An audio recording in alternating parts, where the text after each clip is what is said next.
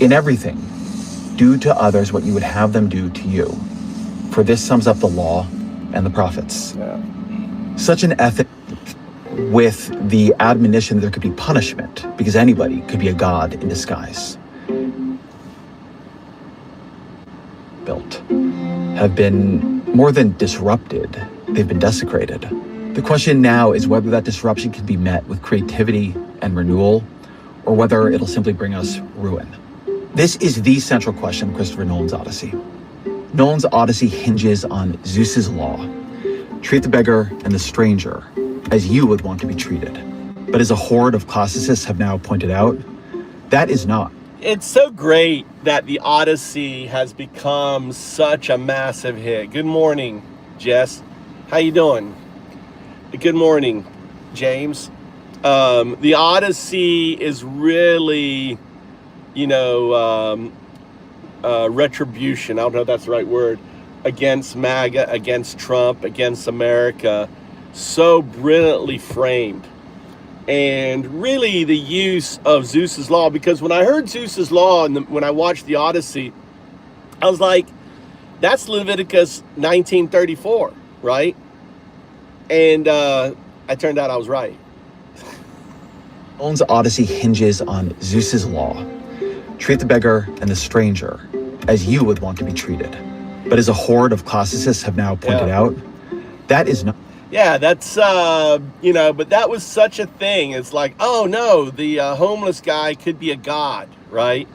The idea that, oh, that child that you're deporting, that child whose parent you killed, right? That child who was born in America, but you're not treating as an American, right? Could be Jesus, right? That's the whole idea in our stream that we kind of, the idea is that MAGA, this is why we call MAGA fake fuck Christians. Because they don't believe in the teachings of Jesus. They don't believe in the teachings of the Bible, right? I'm an atheist, but I was raised Christian. I understand the teachings. I understand, there used to be a meme that real Christians used to have was, what would Jesus do? What's up, Cindy? What would Jesus do, right? It was such a powerful meme. It was kind of like live your life. The whole idea of a Christian really was to live your life like Jesus, to be like Jesus, to model Jesus. And these fake fuck Christian, these MAGA, these MAGA morons, these MAGA anti-American, they're not American, they're not Christian, they're fake fuck Christian, pedo-lovin. They love their dear leader. They love their Messiah, right? They love their dear leader. They exalt this individual who is literally the antithesis of Christ. Trump is the closest thing to the antithesis to the teachings of Christ as we've ever had. There has probably never been anyone more antithetical to it, right? And JS is awake. Where's JS? Get on stream. He just commented. JS, get on stream. JS is incoming. All right. Good luck. Everyone's on. They're deporting Jesus. Yeah. So I'm listening to this. It's actually a really good show. It's Ezra Klein's show, and he's talking about basically how the Odyssey owned MAGA, the Odyssey owned Trump, the Odyssey really, Nolan brilliantly presented it. And I agree. Nolan's Odyssey hinges on Zeus's law. Zeus's law. Treat the beggar and the stranger as you would want to be treated. Yeah, treat the undocumented. Treat the undocumented. You'll be noticing that I'm putting a lot of delete laws videos up, right? Showing how we do not treat. The whole idea of a police officer was a peace officer. Peace, right? A peace officer. Why do you have to torment everyone? Why do you have to find any reason, right? To and that's what, like all the shit, all these, delete laws. I don't believe in everything he says, right? He's very negative. He doesn't think we should have female police officers. I disagree with that, because I think if you're dealing with a female, right, you should have a female police officer handling a female. You shouldn't have men groping on, and you see that all the time, where there's cute, teenage girls or whatever, and the police just want to get their hands on the girl, right? It's a form of abuse, right? They get to get their hands on the teenage girl. It's very disgusting. Here you go. I'm anti-religion too. Horde of classicists have now pointed out that is not Zeus's law, at least not in antiquity. All right, where are we going? Zeus's law is narrower. It's more a demand for hospitality towards the guest or the stranger, with the admonition that there could be punishment, because anybody could be a god in disguise. You get your studying done? It's not a law of... Huh? Yeah. When's your test? Today? From 2:30. 2:30. I don't know how you get any sleep at all. You look tired. You look exhausted. I try to teach my sons, the best thing you do is go to bed early, get up early, study, because your brain is working better early. But they spent all night studying, and now he's going into his finals exhausted. Didn't get enough sleep. You have to get Red Bull or something. It's a Red Bull today. Red Bull day. This is why you don't never drink coffee, Tommy, or anything else, because when you need it, then when you drink Red Bull, oh, that's a shitty time ball. Oh my God.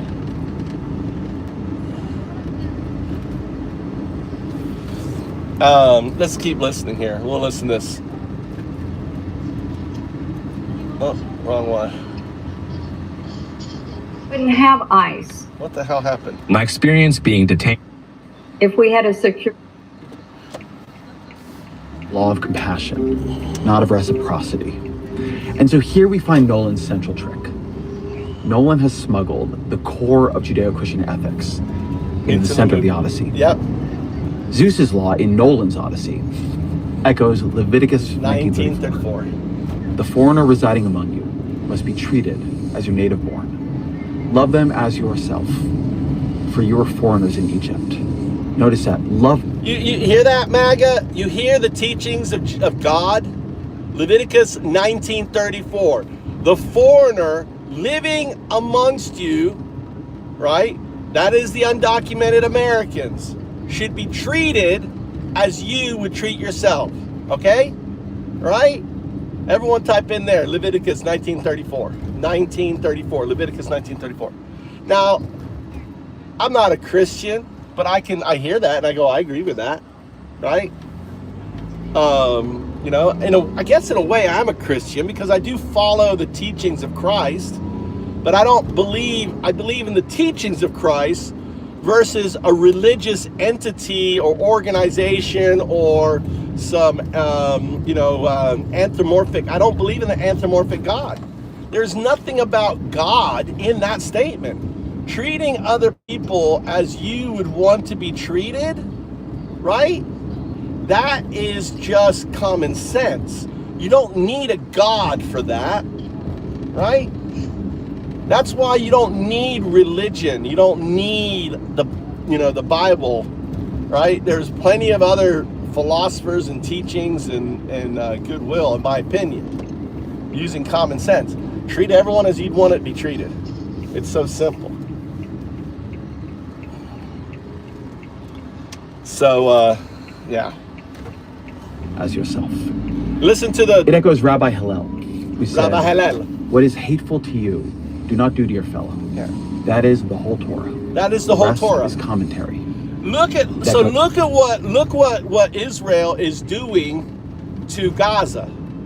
They're violating the Torah. They're violating their scripture. What they're doing to others. They're destroying a civilization. They haven't learned, In many respects, you could say that God has abandoned, right? MAGA. God has abandoned, if you want to be religious, the Israelis, right? The Jewish people have lost their God. Not all of them. The Zionists have.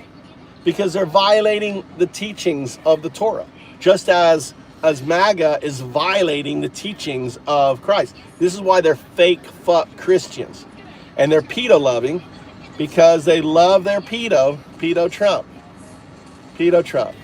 you know. 12, when Jesus says, "In everything, do to others what you would have them do to you. For this sums up the law." Yeah, do to others, I'd have them do to you. There's nothing nonsense about that, Crystal. There's no nonsense about that. It's common sense.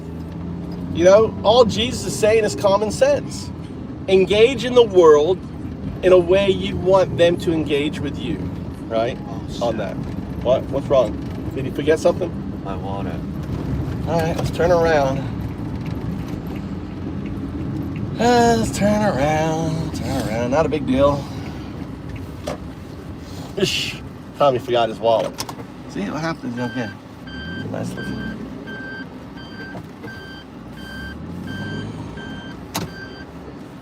All right.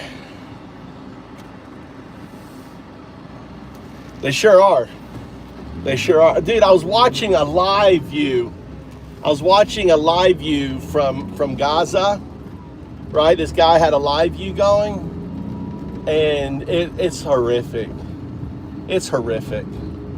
The entire Gaza is just destroyed. He was out looking out of the side of his building from an elevated spot, you know, and just filming, and it's horrific. What Israel has done is criminal. I really, you know, I'll be honest with you. I would, if Iran nuked Israel, I'd be like, dude, you kind of did it to yourself, didn't you?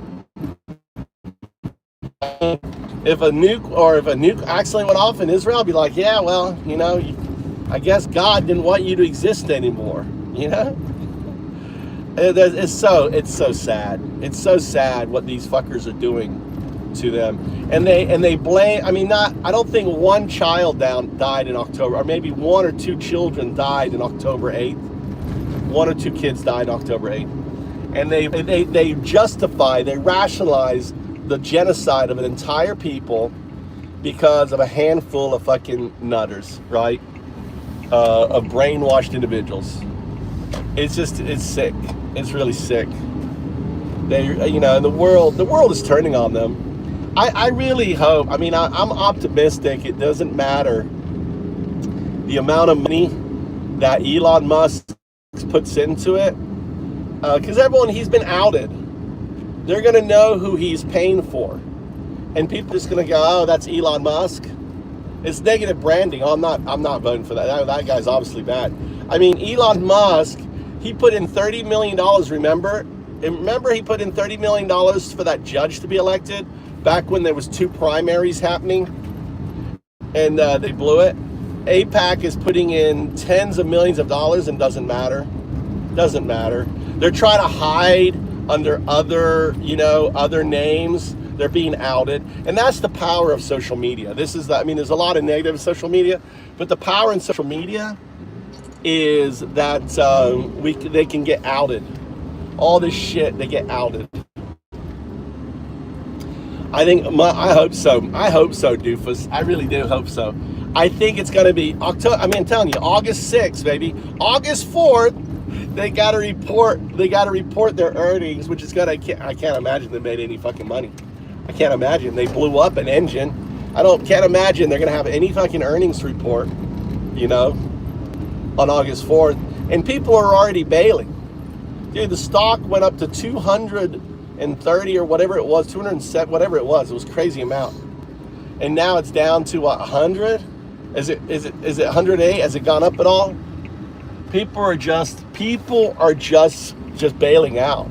Because people don't realize, okay, there is $116 billion worth of paper hitting the market, right?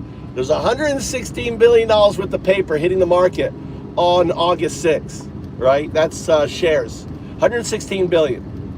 And what people don't realize is the majority of that paper hitting the market is controlled by venture capitalists and hedge funds.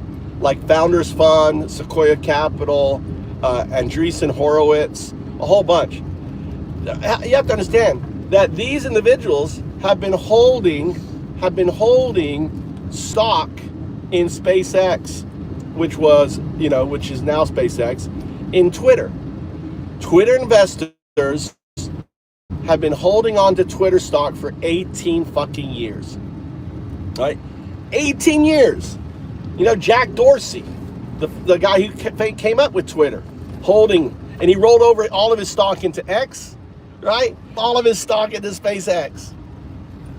So, there's going to be, there's mandatory selling, right? There's mandatory selling that has to happen. Mandatory.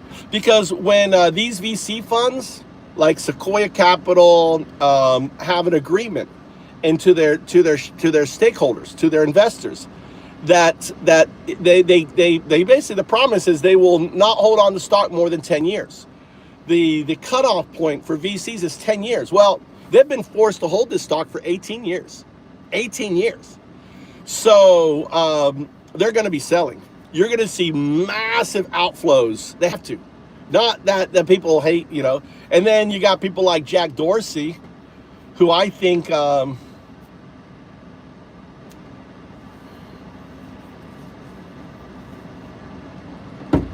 Get it? You got all your paperwork? Are you sure? Sleepyhead? This is Ferris College. I live vicariously. You know the word vicariously? Vicariously means to remember your own personal experiences. So you being exhausted like this? Oh, that's many. I've had many a test like you. Done many a times. Staying up all night studying for a fucking test back in college. I'm living vicariously through Tommy. All-nighter with his buddies studying for this test. That's how I'm happy. What's up, Daniel? Good to see you. So, I think this is going to overheat. I got to move this phone. This phone's going to overheat. Hold on, I got to move this phone over. Oh, hopefully it's not loud. Actually, I think I have my headphones on. Do I have my headphones on? I think I have my headphones on there. I got this so the cold air is blowing on my phone. Otherwise, my phone will overheat.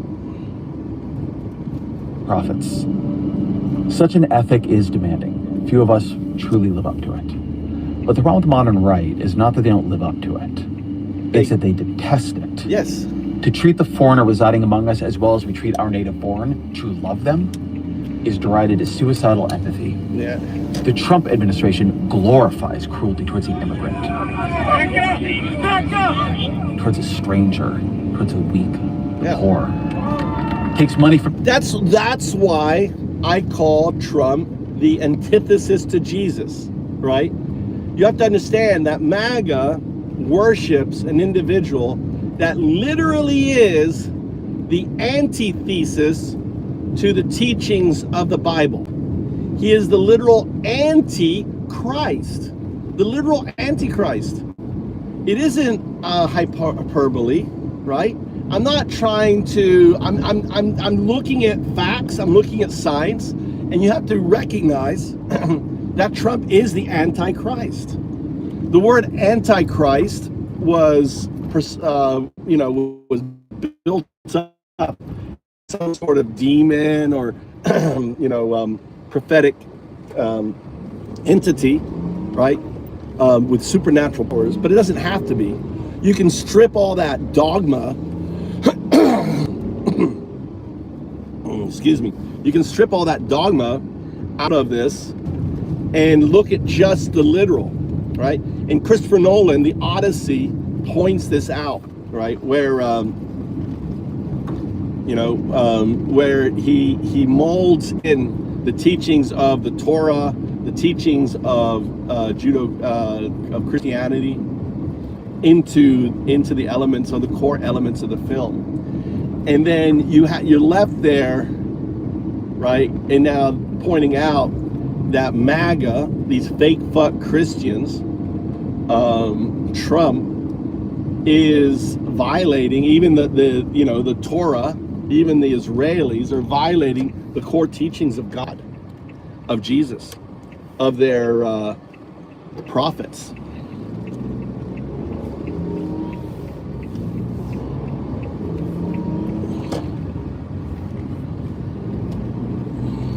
Got taxes for the rich. It threatens the destruction of whole civilizations. Quote, never to be brought back.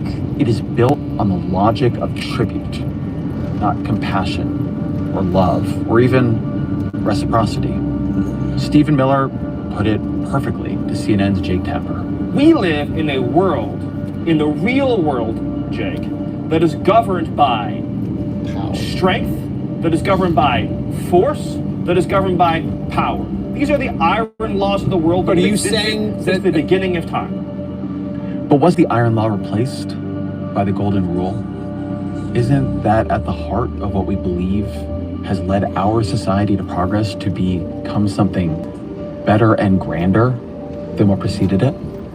When Odysseus concocts the trick of the Trojan horse, when he takes advantage of Troy's veneration of the same gods he worships, takes advantage of the commonality between them to sack the city, to make its streets run with blood, to burn it to the ground. Is he a hero or a villain? Was that a trick or a crime? To Homer, he was a hero. To Nolan, he is a soul in need of redemption. Between Homer's time and our own came a revolution in civilizational values, an upending of what it means to be civilized. Why is it so smoky? We have human rights law. We have laws governing war. They did not. Which side of that divide are we on now? The modern right believes that Western civilization has lost the Really appetite for smoky. strength and dominance and hierarchy and, I would say, cruelty that built it in the first place. There's a reason a theorist named Bronze Age pervert, of all things, became required reading for young Trumpists.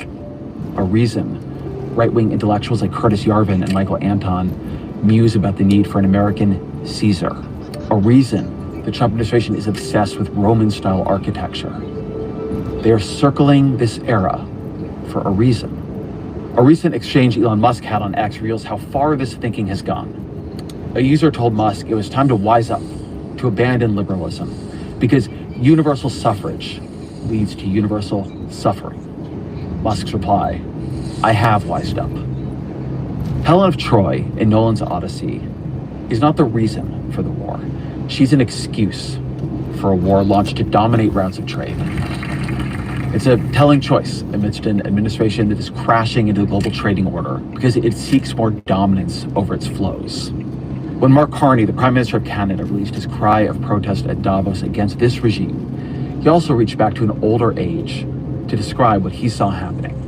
The strong can do what they can, and the weak must suffer what they must. And this aphorism of Thucydides is presented as inevitable, as the natural logic of international relations reasserting itself. Is this the way you build a prosperous, strong, secure world? When Nolan's Odysseus recalls the sacking of Troy, he blanches at the memory of 10 years of rage and fury pouring into a city in a single night. Sitting in that theater, I found it hard not to think of the built-up rage that Hamas poured into Israel on October 7th, and that Israel's poured into Gaza 100-fold since. Benjamin Netanyahu has described Israel's future as Athens and Super Sparta. Athens and Super Sparta. You all know Harari, the Israeli-born historian who wrote *Sapiens*, sees the irony of this clearly. Rome has its usefulness, but if after 2,000 years the Jews simply become the Romans, what was the point? Why did you waste 2,000 years then? You could have just become Roman back then. And this, I think, is Nolan's finest trick. To make one of our oldest moral rules sound new again. To turn the best of Judeo-Christianity into the law of Zeus, so we can see why it might matter what it might still have to say to us. What Odysseus sees eventually is that his violations of the moral order have brought ruin to all around him. Agamemnon, the king who launched the war against Troy, is dead, his throat slit by his wife, who never forgave him for sacrificing their daughter for fair winds. Troy is destroyed. Ithaca, Odysseus' beloved home, is overrun by suitors who seek his wife and his land and think nothing of murdering his son to get it. Odysseus and his men were not fighting the barbarians, they were the barbarians, and their actions led to more barbarity.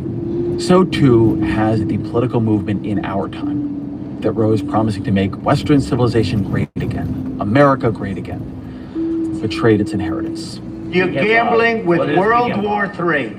And what you're doing is very disrespectful to the country, this country. The world looks at America now and sees us as the barbarians. Yeah. We are the country obliterating the global order. Yep, we are the ones. I mean, China now has a higher standard because of MAGA than us. I mean, MAGA now has poisoned the entire world against us. But, and I'm going to keep saying this, right? We have elections coming up. It's our chance to, everyone needs to be an activist. Everyone needs to think, who are the 5 people that I can call to make sure that they're voting, that they're coming out? Can I carpool? Can I bring them to them? You have to, every single one of us that come to this chat, that participate, because here's the good news. MAGA isn't going to turn out. No, MAGA's not going to turn out. You think they're going to turn out and vote for their $5 nearly, you know, they're going, what's going to amount to be a $5 gas, right? $5 gas, their $30 steaks on there. You think MAGA is going to turn out? You know, now MAGA has been stomped into the fucking ground, and they have no motivation to come out, no motivation at all. So we have to come out because we have to anticipate that Trump is going to steal, Trump is going to lie, Trump is going to try to overturn whatever elections, you know, that we have. Trump is going to seek to overturn it. So the only way to counter that, all right, Dolls, I'll sit here. The only way to counter, you need money or anything? You good? I'll take that. All right. The only way to counter this is for us to ensure that we have more people come out. That scratched my face there? I got a new wrinkle there. What happened? Got a new wrinkle. Is that a new wrinkle? Anyway, goddamn. What is, I got a new, what happened to my face here? That's a new, that's, look at that. What happened here? My wife asked me what happened to my face. Now I know she I have a new fucking event there. It's weird.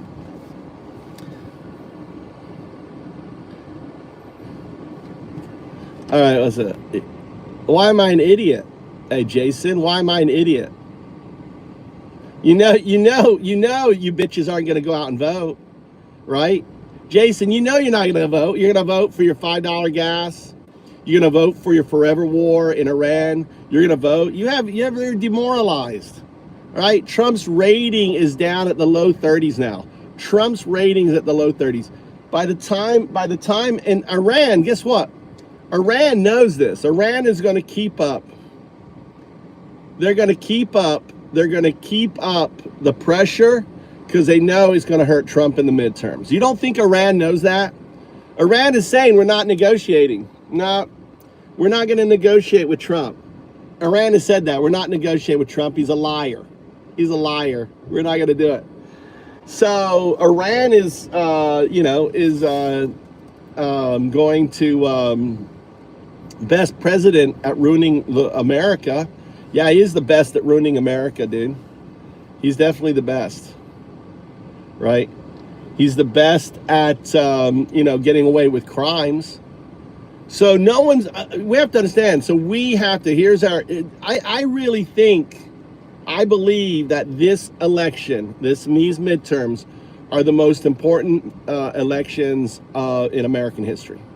Because if we do not take back the Senate, if we do not take back the House resoundingly, so there's no, I mean, even if they call it, there's like no, right? It can't be close, and you know, it's gotta be by, you know, we gotta defeat these fuckers by massive amounts, you know, on there. Look at this shit.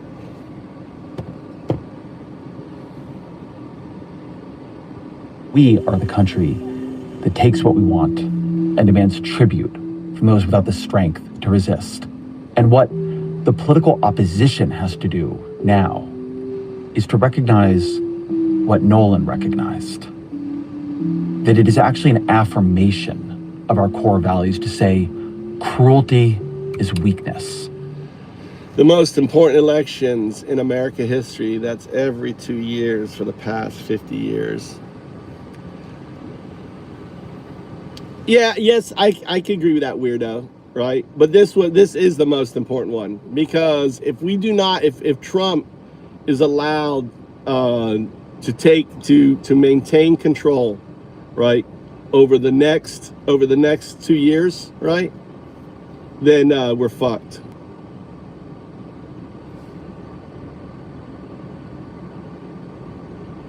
I'll say it again. If it won't be a Republican blowout. It's not going to be a Republican blowout. And if it's a Republican blowout, then you should get your passport and get the fuck out of America. I'm telling you, if it's a Republican blowout, you should get your passport while you can, because they're going to cut it off. They're going to say you can't leave. They're going to want to put you in prison. People like myself, right? I'm going to have to seek asylum in Japan, political asylum. This midterms, exactly, Cindy. These midterms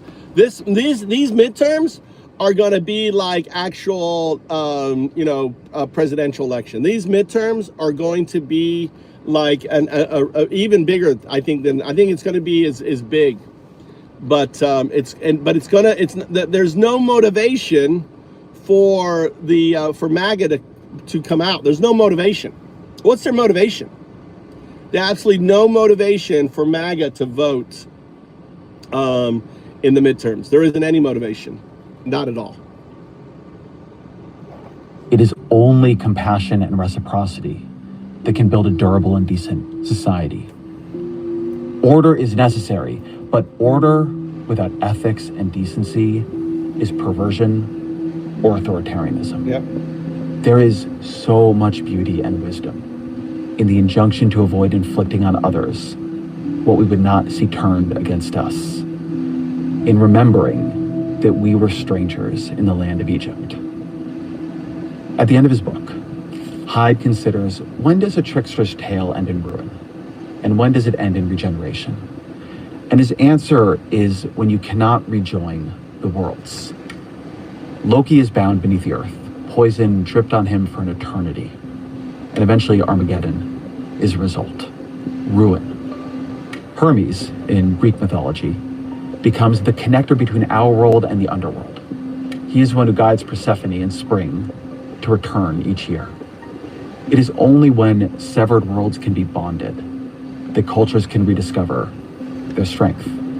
I don't want to make this too didactic here at the end, so I'll just say this. Justice and progress in America have come repeatedly when those seeking it realize that the language of the Torah, of the Bible... Huh? What happened? Huh? Did you get your shit done? Are you going to go home and sleep now? What time's your test? 2? 2:30. 2:30. So what time are we leaving here? 1. Yeah. I was offered work today, but I said I'd take you to class 1. And also, he wanted me to move those big safes. I said, no, I'm not going to risk my back. My back was actually hurting just dreaming about the fucking safes.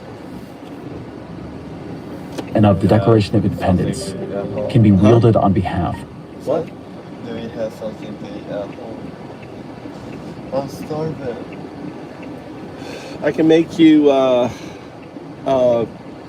pizza breakfast, like with egg on it. Pizza on the bread. The bread is just the bread. I'll use the pizza bread and then put cheese and egg and ham on it.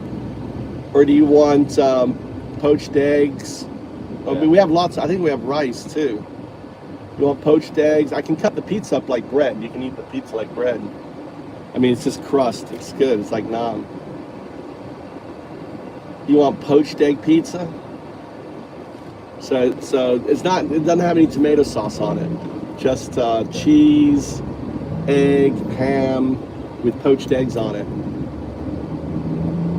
Your friends, God, we did like, we did eight scoops of rice yesterday. You guys ate 8 scoops of rice.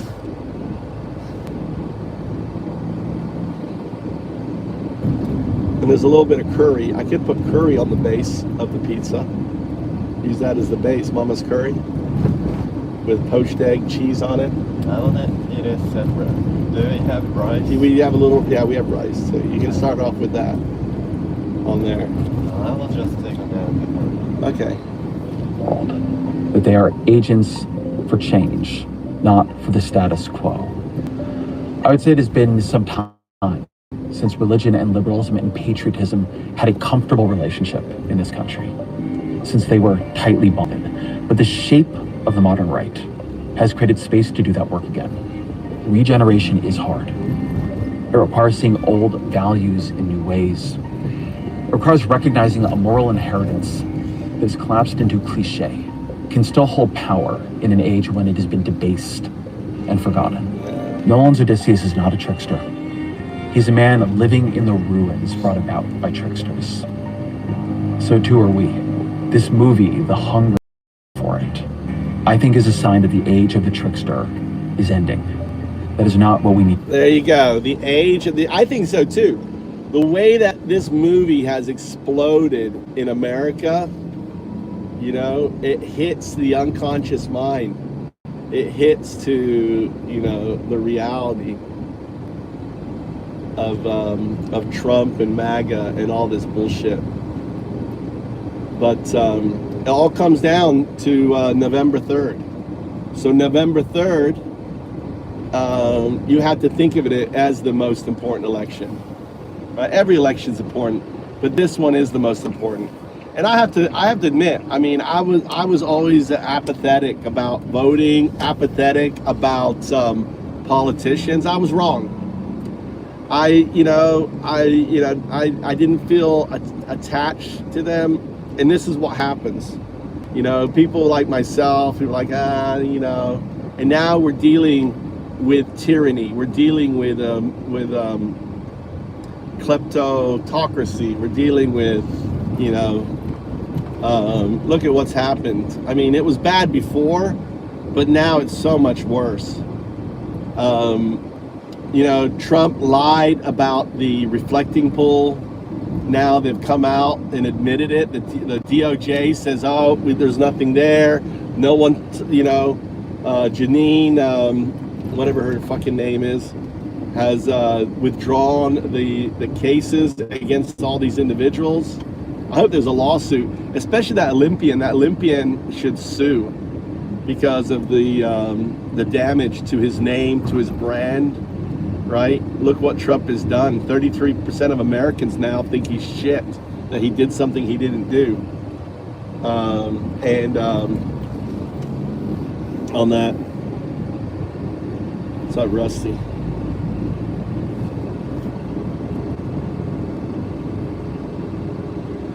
I was a Democrat, 20 years of support of the right because evil, so many people. What?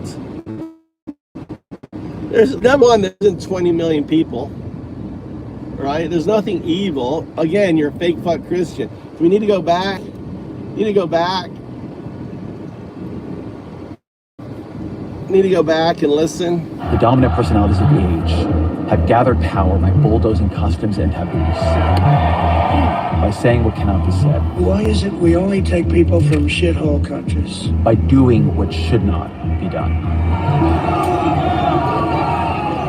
January 6th. Hyde said that Americans love a trickster. They love a con man, because he embodies things that are actually true about America but cannot be openly declared. That may have been true in 1998 when Hyde wrote his book. I can see the argument that American institutions and American culture had ossified in some ways in the years since, that our society become too rule-bound and bureaucratized, that too much had become unsayable, that there's too little openness to real transgression and invention. But today, there's little that can no longer be said. The ideas and morals upon which the best of our culture was built have been more than disrupted. They've been desecrated. Yeah. The question now is whether that disruption can be met with creativity and renewal, or whether it'll simply bring us ruin. Yeah, I really think we need to have a socialist tyrant in the office. How are you going to fix all the shit that Trump has done, with business as usual, with an Obama or Clinton?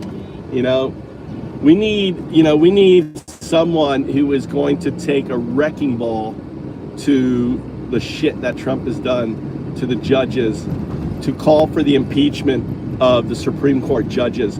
We need someone who will, deal with all of these miscreants. And I don't know who that is. We need Nuremberg trials for sure. We need to have, for example, Katie Johnson needs to be put under protection, and all these women who said that they were raped by Trump.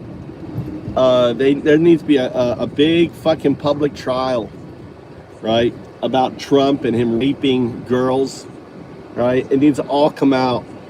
All the FBI agents that they destroyed, all this documentation, all those fuckers need to go to jail for destroying evidence, for burning. We know they've been burning files and everything else, but there's people who've seen the information.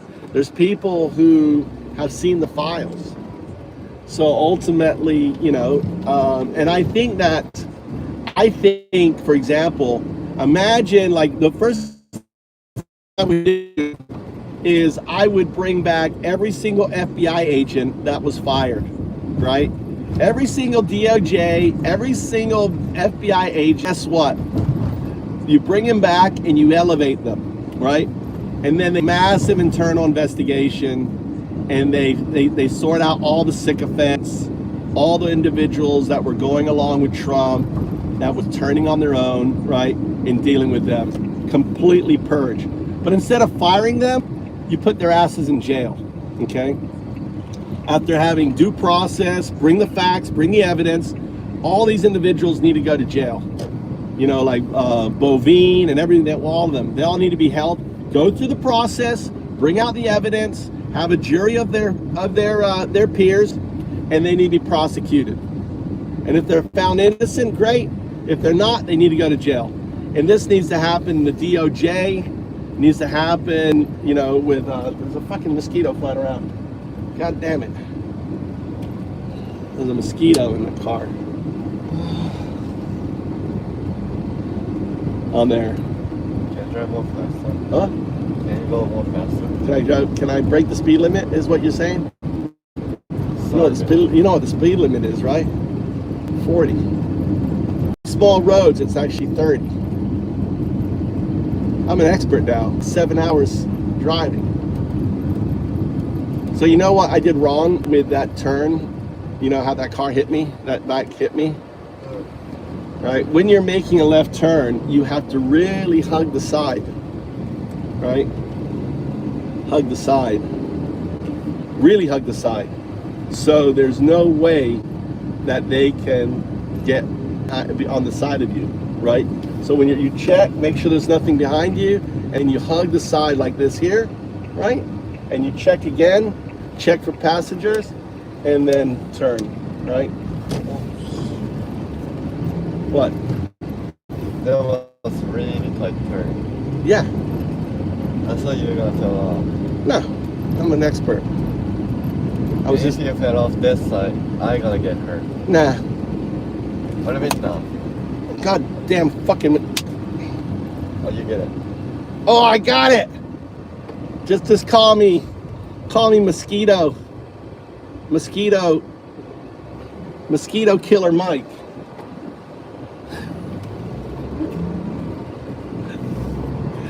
Fucking nonsense in here.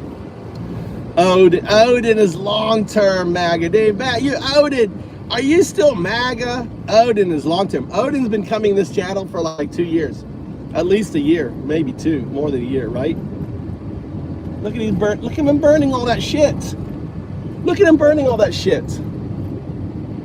Come on, dude. Can we go back and say, damn it? He can't. He's burning styrofoam. Styrofoam. Huh? Come on. We got to turn around. We have to fight that shit, dude. That's illegal. He can't burn styrofoam. Go by yourself. I'm not going. He can just fucking. All right. I'll go get trash bags. Go there and build it up. Run in and grab me trash bags. Actually, I have trash bags. Never mind. I don't know. What the fuck, dude? I'm not letting them burn styrofoam. I can't make your breakfast then. He may start that fire. I got to go back. Dude, fucking about to burn styrofoam. I'm not letting that shit happen. Not letting that shit happen. What the fuck, dude? I got trash bags in my car. I did this before. This is the fucker before. I saw all this shit there, and I went there, and I broke it all up and put it in the trash bags, and now that motherfucker's out there. All right. Look, I go American. I'm going American on these fucking Japanese. Yeah, neurotoxins. Is he already fucking left? He's already left. I'm gonna follow his ass. I'm sorry. All right, let's get the translator. You can't burn. No.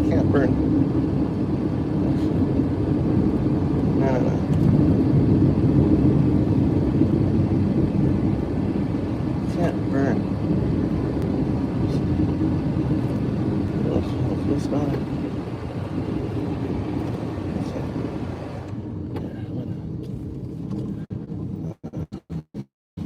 All right, let's do it here.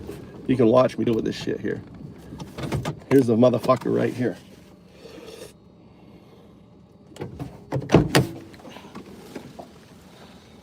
All right, you're my language bridge, okay?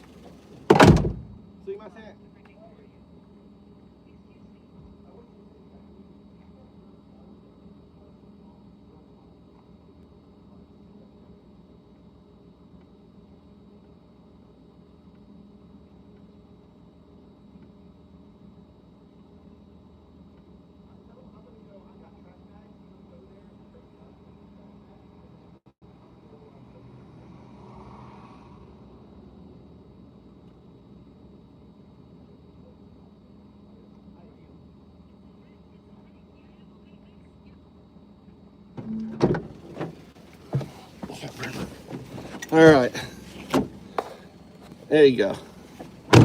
All right, let's go fucking do this here.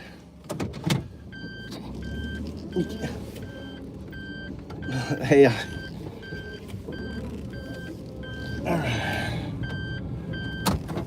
all right, let's go. He was respectful. He was like, oh, okay. Look at this shit, dude. But hopefully by confronting him, he's not gonna do it again.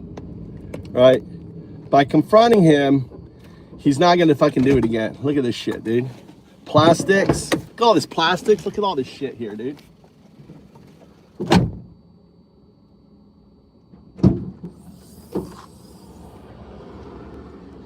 I think I've got trash bags in here somewhere. Yeah, they're there.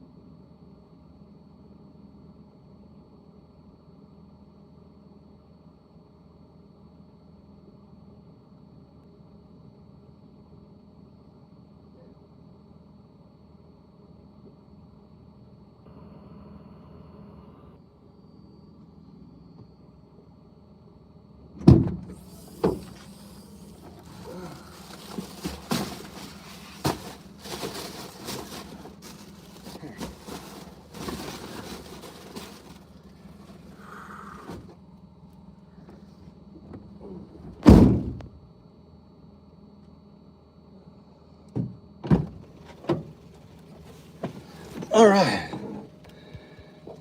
2 bags, that's all it was.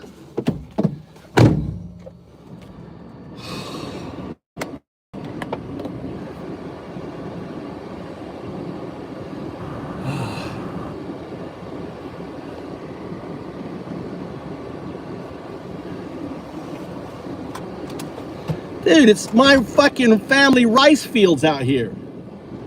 He's poisoning the rice that I eat.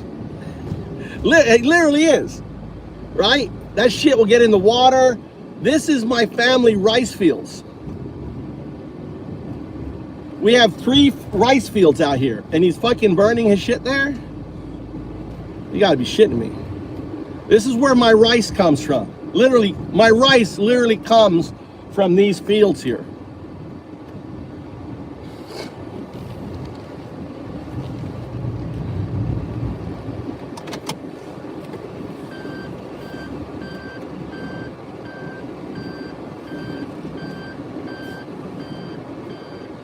No, it's not. How long you live? Hey, Jimmy, how long have you lived in Japan?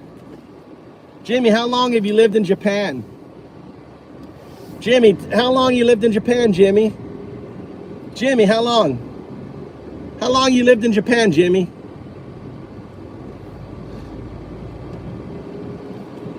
How long you lived here? Fucking Dunning-Kruger. We got a Dunning-Kruger in here. Yeah, I went to, didn't you see me in the video, nurse? I went to this guy's house here. Yeah, I've lived here for 21 years, Jimmy. I think I know a little bit more about fucking Japan than you do.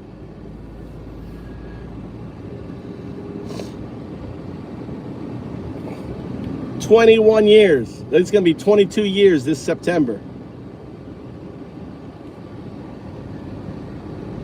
Is this guy's right here, this family right here. He was really polite about it. He's really polite about it.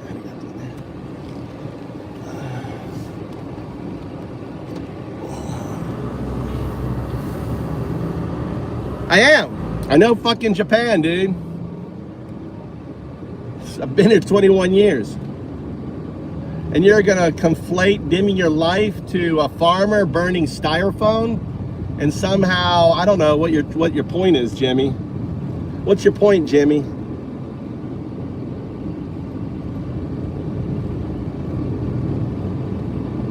Oh, it was a snooker player? Oh, yeah. All right, let's go cook. Let's put these, I'm gonna put all this in my garage. I gotta put my bikes back. Oh.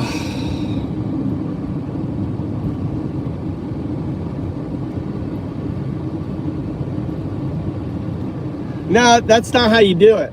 That's not how you do it. Rusty, in Japan, it's stronger, right? I did this on purpose. In Japan, it is a stronger move to do it yourself, because then he owes you something, Rusty. You understand, right? The stronger play was me doing it, because see, psychologically in Japanese culture, the next time he's thinking about doing it, he's going to think about me cleaning it up. Embarrassment. Japanese hate to be embarrassed. Is he going to want to be embarrassed again? He's not going to want to be embarrassed again, Rusty. What does that mean? He's not going to do it again. Now, if he was an American, he'd be like, fuck you. And he would fucking put out twice the amount, right? And we'll watch. He knows, right? He knows, I know. My whole point going to him was letting him know, number one, I know you fucking did it, right? That's number one, right? Then I had AI explain it. Dude, you're putting neurotoxins, when you burn styrofoam, you're putting neurotoxins into our rice, right? My family's rice fields are right there, right? So I provided that. Yes, exactly. Shame. If I would have made him do it, then there would be grudge. The fact that I did it, now he owes me. Now, the next time he does it, right, is, he's going to be thinking. Look at that black sand. I bet there's gold in there. I bet there is fucking gold. Look at that black sand, guys. That is black sand. I bet there's gold in there. That is some black sand right there. That's black sand.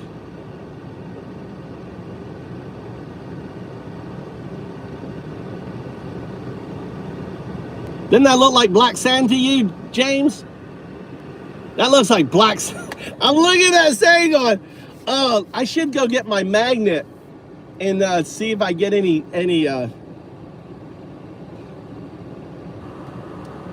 they're mining the sand out of the river to create concrete.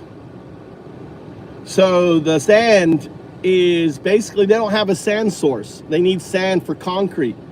So what they do is they pull up, and they're also dredging. So not only are they getting sand for concrete, it's fucking my black sand. It's coming out of my river, Cindy. It's my black sand. It's coming out of my river. I should be able to go over there and grab some black sand and look for gold. But I bet it makes some strong concrete. I bet it makes some concrete in there. You got that I bet it makes some fucking good concrete.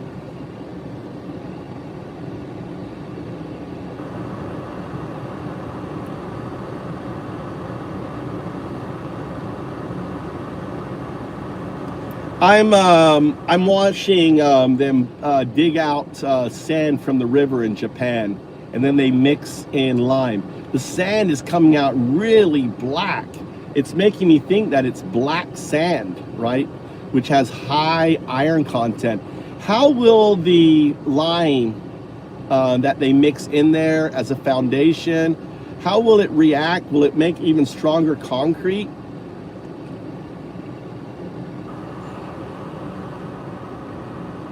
It's my river. It's next to my house. It's my goddamn river. It's next to my house. It's my river.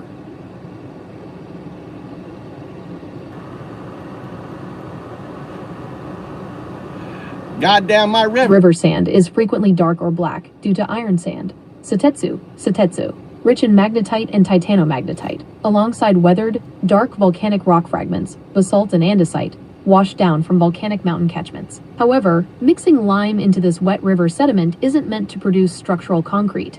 Instead, you are observing soil stabilization, sekai ante shori, a standard geotechnical engineering technique used in civil construction across Japan to turn soft wet ground into a solid stable foundation layer. How lime reacts with the river sand. When quicklime, CaO, or slaked lime, CaOH_2, is mixed into wet riverbed sediments, 3 distinct physical and chemical reactions occur. 1. Instant drying, hydration.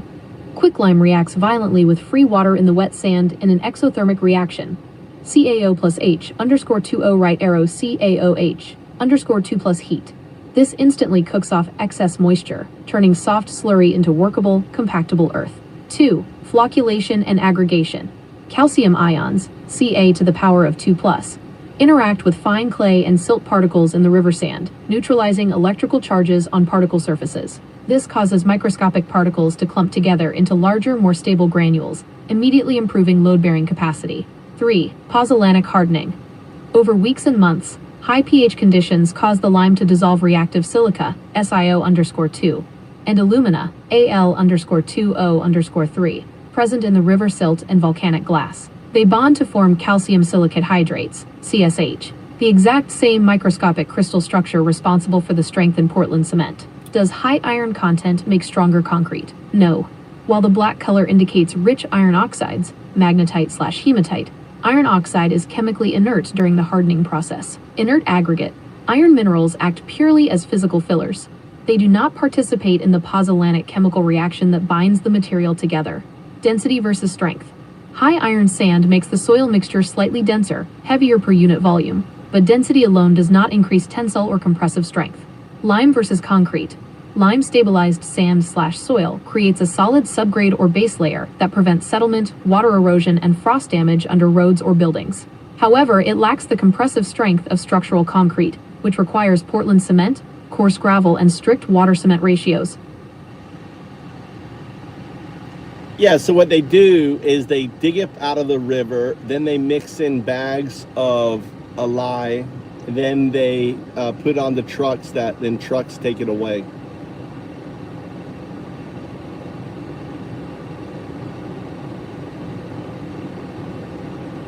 That piece of the puzzle explains the whole operation.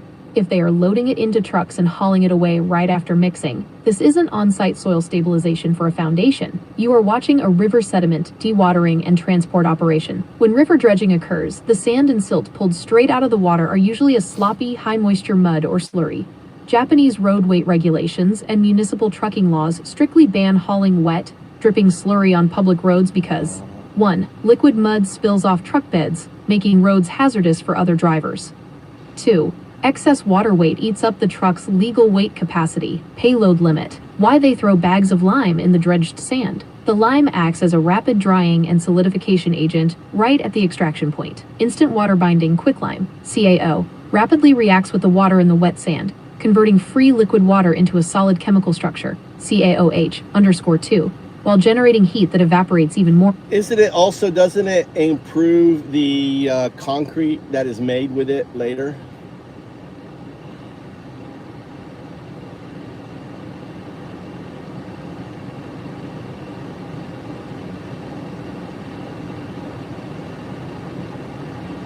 Logical that adding a strength-building agent like lime early on would give the sand a head start for making concrete down the road, but it actually does the opposite. Adding lime to river sand makes it a worse aggregate for making high-strength structural concrete later. Here is why it works against the concrete making process. 1. Lime forms weak hydroxides. In concrete, the binding force comes from Portland cement reacting with water to form rock-hard calcium silicate hydrate, CSH crystals. When quicklime, CaO, is dumped into wet sand, it instantly hydrates into calcium hydroxide, CaOH_2, or slaked lime. Calcium hydroxide is relatively soft, chalky, and water-soluble compared. So what are they using it for? I thought they were using it for concrete. Can you research in Japan the dredged sand out of rivers? What do they use it for? I thought they would use it for concrete process, putting in the lime, as a precursor. But you're saying it's just there for drying it out quicker. Research, what do they use this riverbed sand for in Japan? Search in Japanese, dork into all the literature about it. I think it's run by the county, the cities, and they sell it off.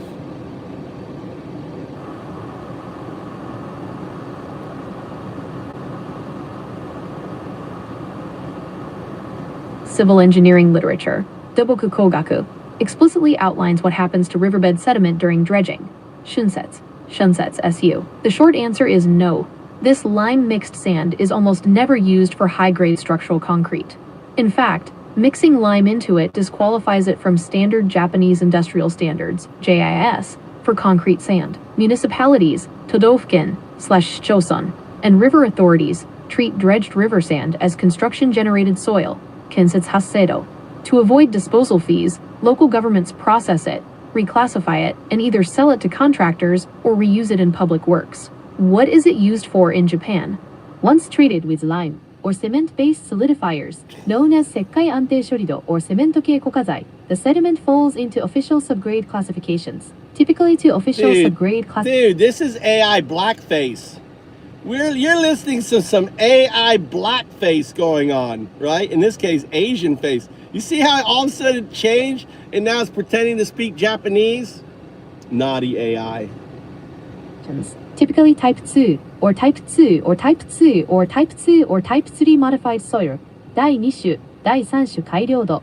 Japanese infrastructure project consume this material in large quantities. 1. Road subbase and embankments. 路商材築堤材. This is the primary destination. The lime-stabilized sand is dumped, spread, and heavy rolled to build the load-bearing foundation beneath asphalt roads or to reinforce river levees. The lime prevents the compacted soil from absorbing groundwater and softening over time. 2. Utility trench backfill. When utility companies dig up roads to lay water pipes, sewage lines, or fiber optics, they cannot backfill the trench with soft earth that will settle and create potholes later. Lime-treated sand flows easily into narrow gaps around pipes and hardens into a firm, non-shrinking wedge. 3. Land reclamation and coastal fill. Umetate-jigyo. In coastal prefectures or harbor development areas, massive volumes of dredged river sand are trucked or barged in as structural landfill. Umetatezai. Why isn't it used for concrete? Japanese concrete plants follow strict JISA 5308 specifications for sand, fine aggregate / saikotazai, clay / silt content limits. Raw river sand contains mud, silt, and organic matter that weaken concrete. JIS limits fine silt to less than a few percent. Chemical contamination. Lime increases the pH dramatically, which interferes with modern concrete admixtures, plasticizers, and air entrainers.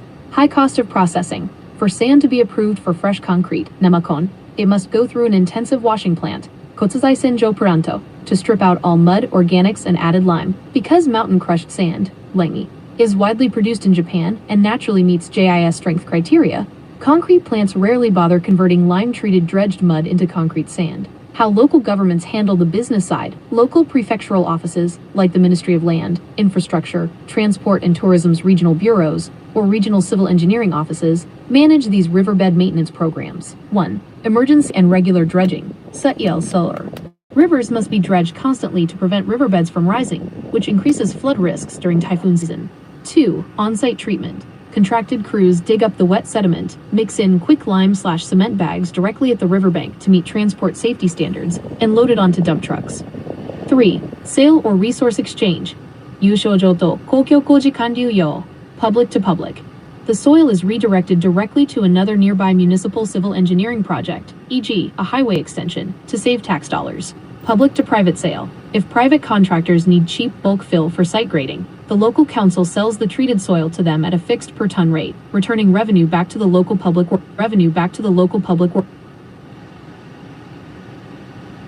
Nice. There you go.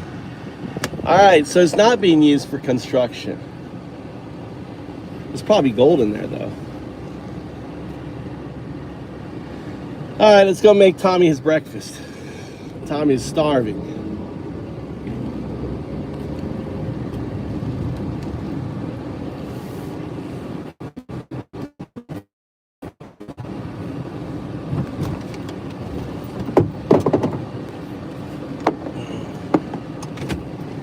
All right, let's go inside.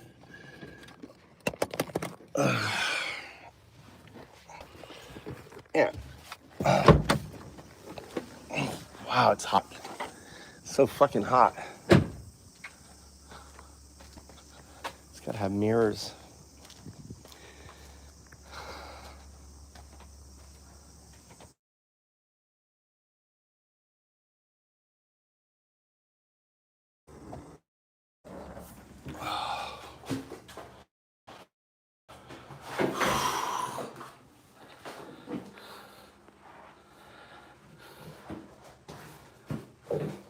Oh, Mikey's a chef. Tommy's useless. Oh, Mikey, barbecue chicken I've ever had. Just the other day. Chef, not Tommy. Tommy is. Let's put on some music here. Hold on, let me get off. Should be good.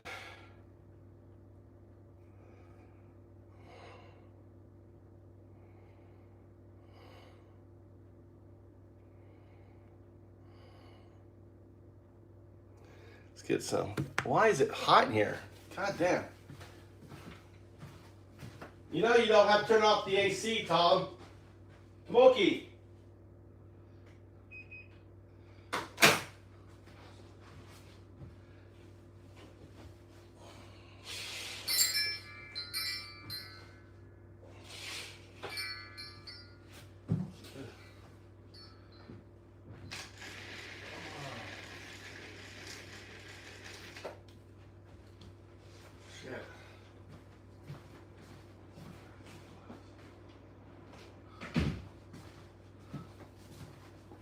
Oh, let's wash my hands.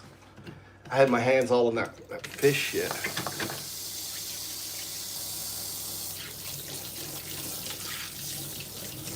dredges the river green.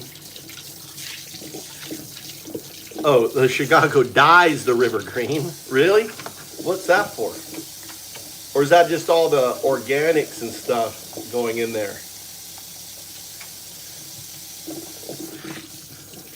Shit town. Oh, they do it for Patty's Day. They do it for Doofus's people. They do it for Doofus's people. St. Patrick's Day. I'm sure that's great for the fucking environment. All right.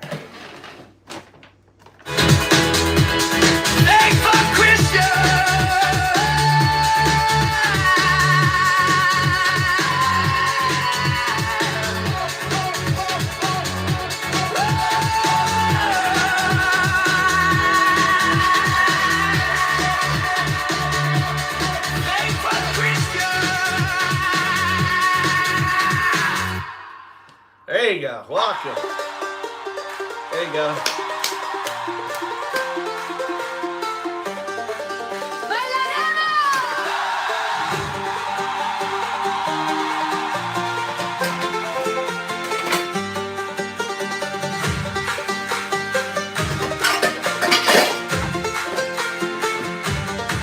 You down, don't go behind the gate while we boiled water for the bread. You swore our children would be free and buried them instead. Somos más, there's more of us than you. And the night is almost through.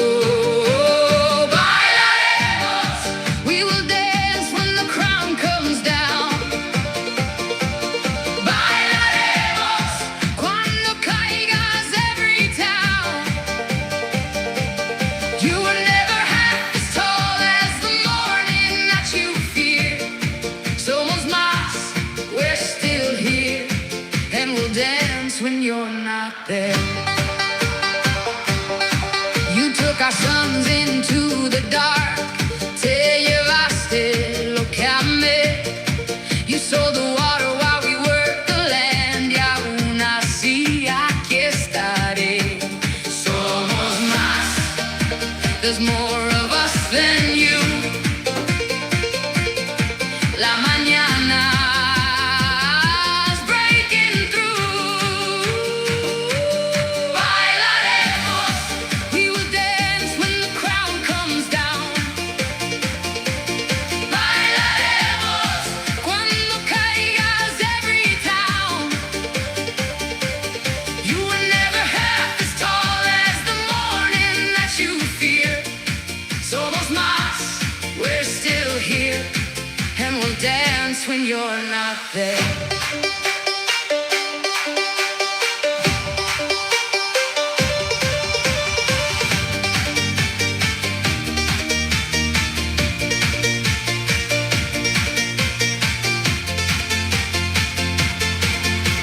I won't even say your name tonight.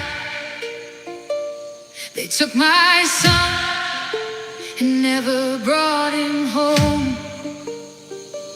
So every step I dance for him. I dance for him alone. Bailaremos. Now we dance, the crown is down. Bailaremos. Ya caíste every town, and the night has lost its home. Somos más, we're still here, and we're dancing, you're not here. Bailaremos. And the sun has come. Somos más, and you're not here.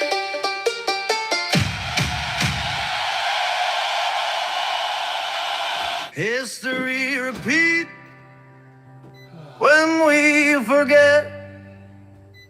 Never again. We're not there yet.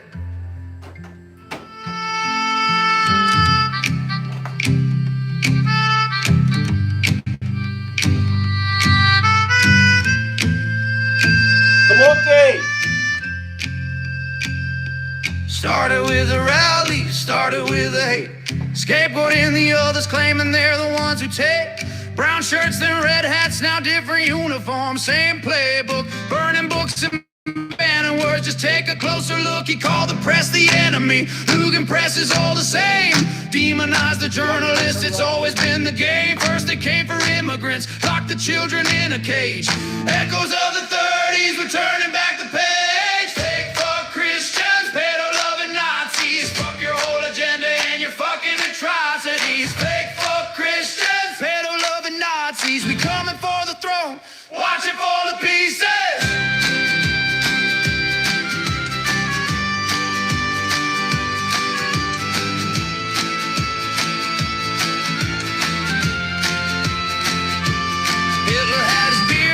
Trump at January 6th. Both of them walked free while democracy got fixed. Loyalios and purity tests, purging all who disagree. Consolidating power while they scream that they'll set you free. The big lie, then the big lie now. Stolen elections, stabbed in the back. Manufacturing enemies to justify attack. First they came for trans kids, then they came for pride. How many steps to the abyss before we're all inside? Fake fuck Christians, pedo-lovin Nazis. Fuck your whole agenda and your fucking atrocities. Fake fuck Christians, pedo-lovin Nazis. We coming for the throne, watch it fall to pieces.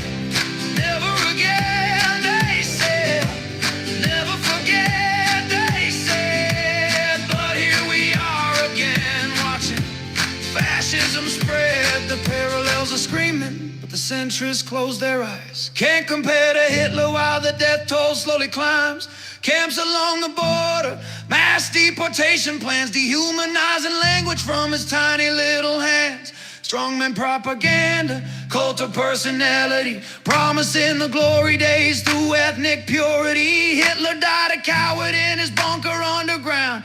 When Donald meets his maker, we won't mourn, we'll dance around. Fake fuck Christians, pedo-lovin Nazis. Fuck your whole agenda and your fucking atrocities. Fake fuck Christians, pedo-lovin Nazis. We coming for the throne, watch it fall to pieces. Never again means now. Never again means us. Never again means fight. Never again or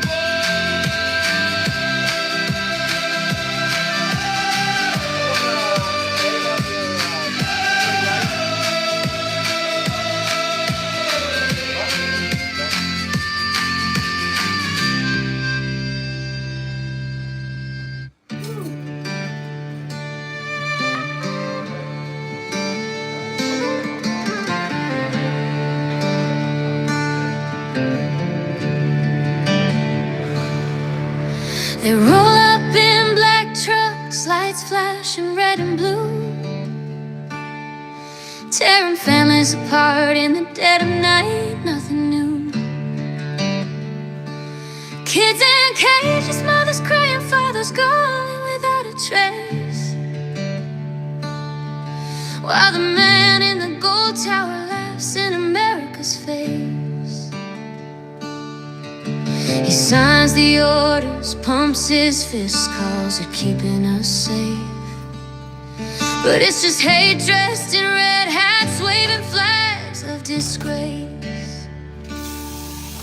They scream about freedom while they build the walls higher, preach about Jesus but set the world on fire.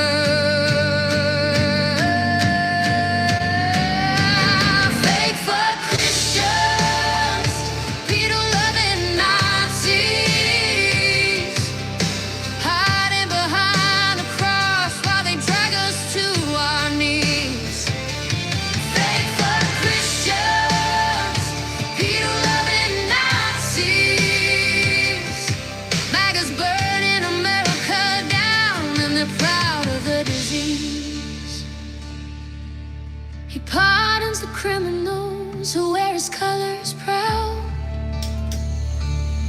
calls the Proud Boys fine people in front of the cheering crowd. Storm the Capitol with their flags, nooses swinging in the air, while he watched it on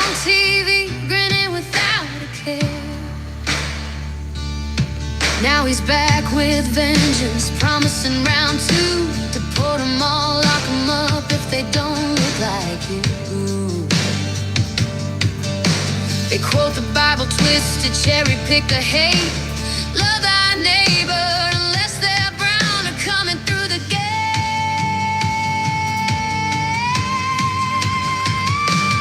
Fake for Christians, Pedo-lovin Nazis, hiding behind the cross while they drag us to our knees. Fake for Christians, Pedo-lovin Nazis, MAGA's burning America down and they're proud of the disease. Ice in the shadows, waiting workplace at dawn. Workers vanishing like ghosts, families ripped and torn. Trump's on stage ranting about invaders and crime, while his own party's full of predators doing hard time. Project 2025, the blueprint for the end.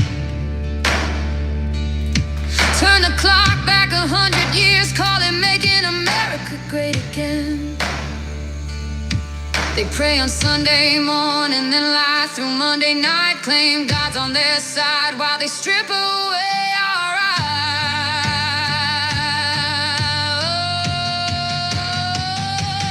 Fake for Christians, Pedo-lovin Nazis, hiding behind the cross while they drag us to our knees.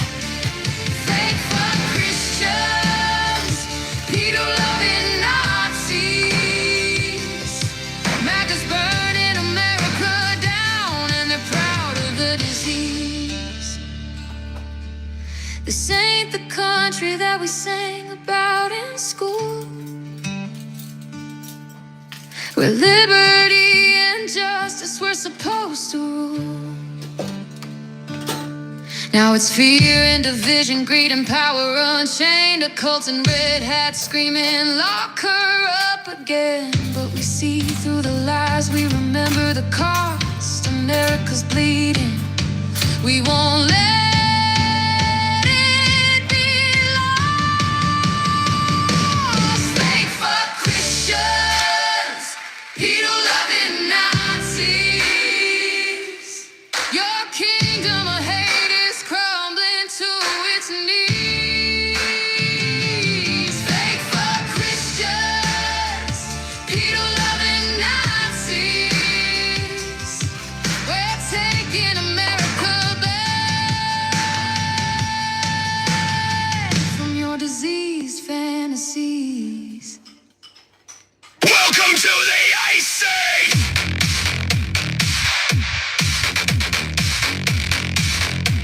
They told him, come on in, it's fine. He brought his papers, stood in line. He did it right, he showed his face. He came to court to plead his case. The judge said dismissed, he thought he'd won. No, that was the olive oil. Hallway closed and he was gone.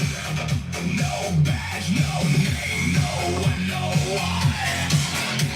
They cuffed him while his daughter cried. Here you go.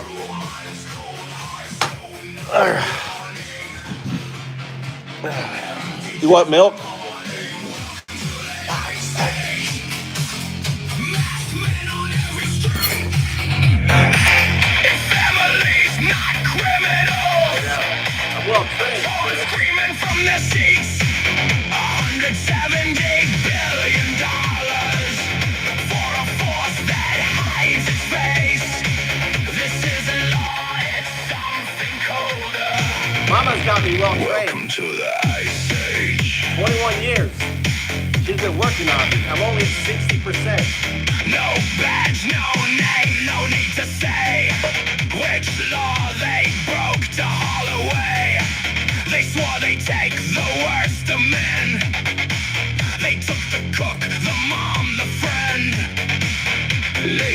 liberty is crying, and the man at the top keeps lying. Cruel minds, cold hearts, no knock, no warning.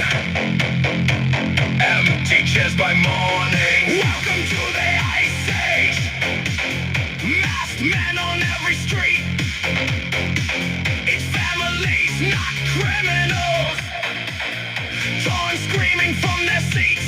$170 billion for a force that hides its face. This isn't law, it's something colder. Welcome to the Ice Age.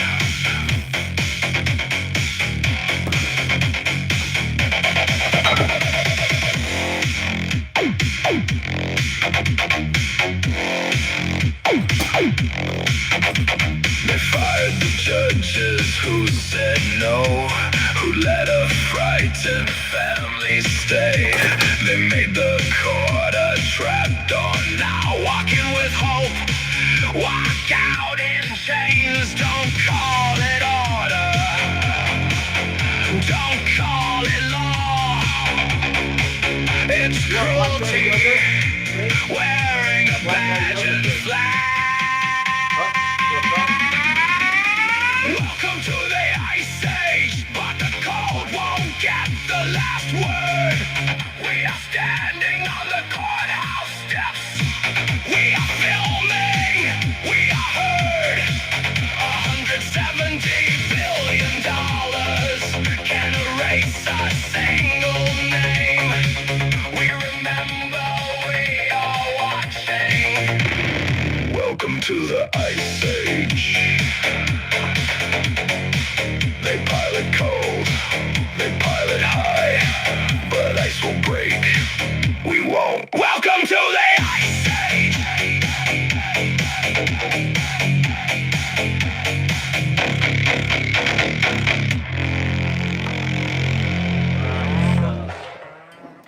This is my amazing blackberry.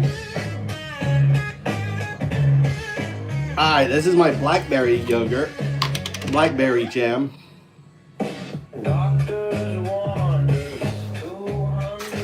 All right, grab a spoon. Oh, look at this, amazing. Look at that blackberry jam. There's blackberry jam in there.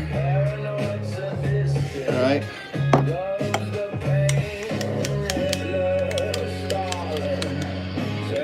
Mix it in there. Oh yeah.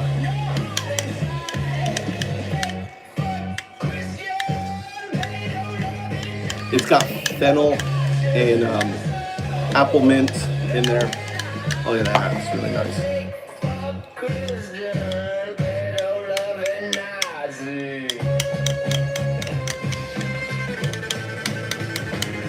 Spider-Man cup. My sons, Tommy and Mikey's cups when they were babies. This was their first cups. I've had these for, well, Tommy's 19, so I've had them for at least 18 years. I guess, I don't know when we got them, probably when they were 1 year old. So these are 18 years old, Spider-Man. Tommy loves Spider-Man. It goes with their, oh, these have Spider-Man plates, I guess not. Where the Spider-Man plates go? I guess they got thrown out. Yeah, so these are their baby cups, Mikey and Tommy's. You know, because Mikey always wanted to have what his big brother had, so we always get in the same cup. Yeah, this is their first cups. A little bit of honey on it.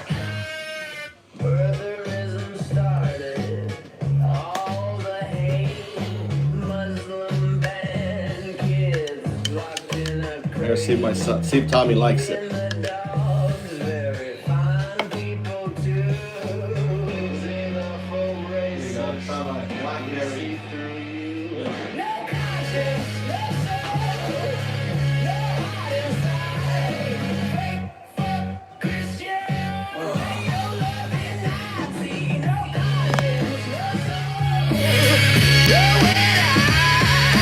Really?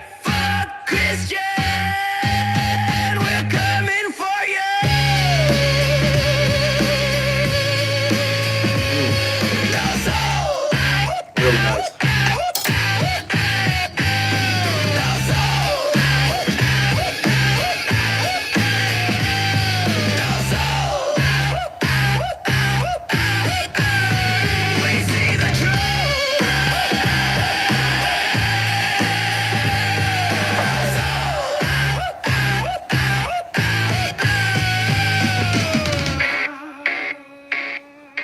I made three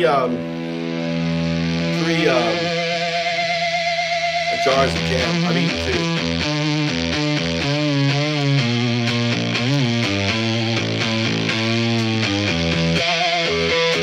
2. One man gives the order. Nice entry, Darren. A little girl. Good entry. Coming in strong. Dude, we got to be excited. Trump's down to nearly 20% approval rating. Whole world's imploding around him.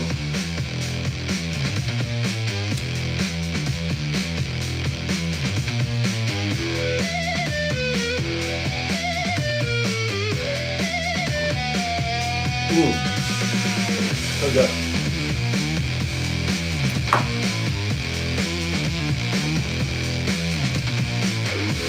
Let's down a little bit.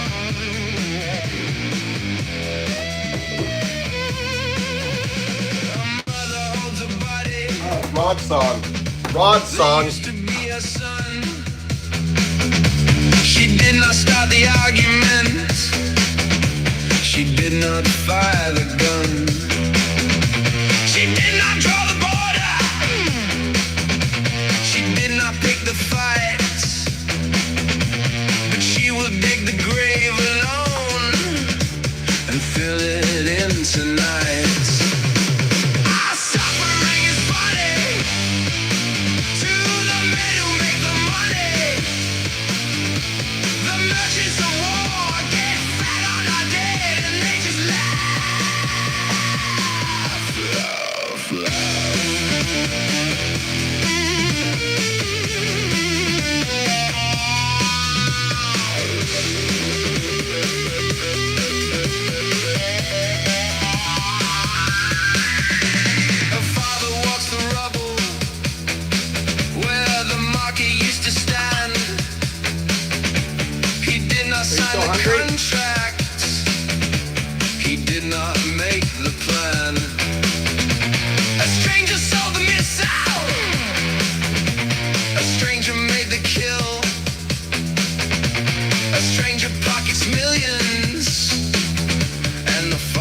pays the bill.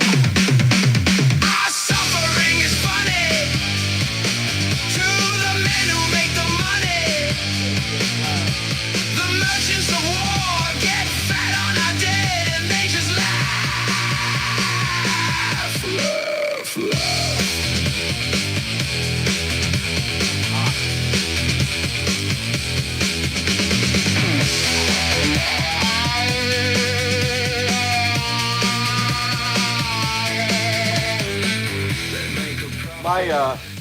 My mother-in-law, I've been kind of lazy doing the dishes and shit.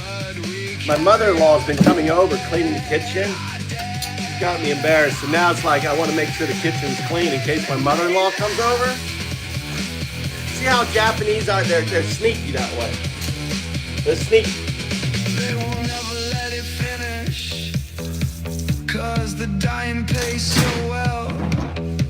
They will sell the war as freedom, and they'll never count the shells.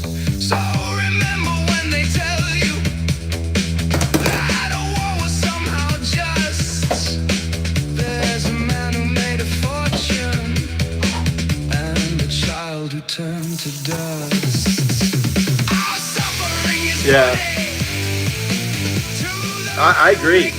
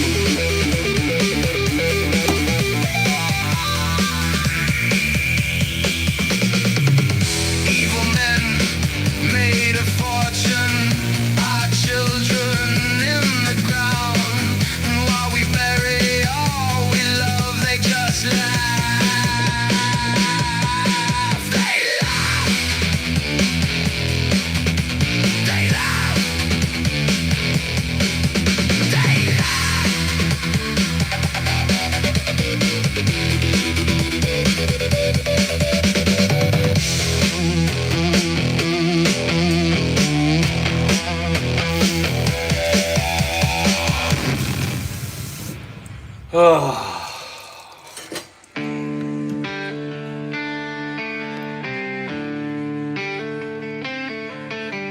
roll up in black trucks, lights flashing red and blue. It's one of my remixes. Tearing families apart in the dead of night, nothing new. This was actually kids in cages, mothers crying, fathers gone without a trace. While the man in the gold tower laughs in America's face. He signs the orders, pumps his fist, calls it keeping us safe. But it's just hate dressed in red hats, waving flags of disgrace. They scream about freedom while they build the walls higher, preach about Jesus, but set the world on fire.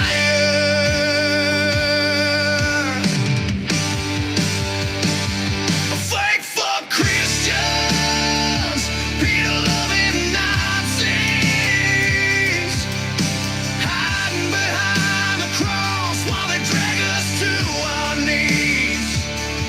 Fake fuck Christians, Pedo-lovin Nazis, maggots burning America down, and they're proud of the disease.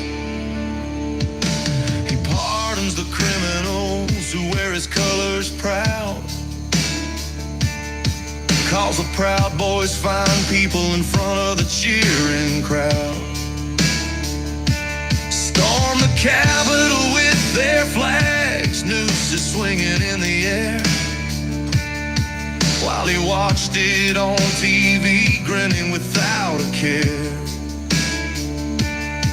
Now he's back with vengeance, promising round two, deport them all, lock them up if they don't look like you.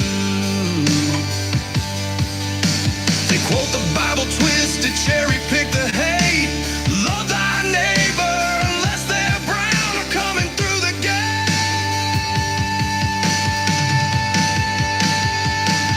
A fake fuck Christians, Pedo-lovin Nazis, hiding behind the cross while they drag us to our knees. A fake fuck Christians, Pedo-lovin Nazis, maggots burning America down, and they're proud of the disease. Ice in the shadows, raiding workplaces at dawn.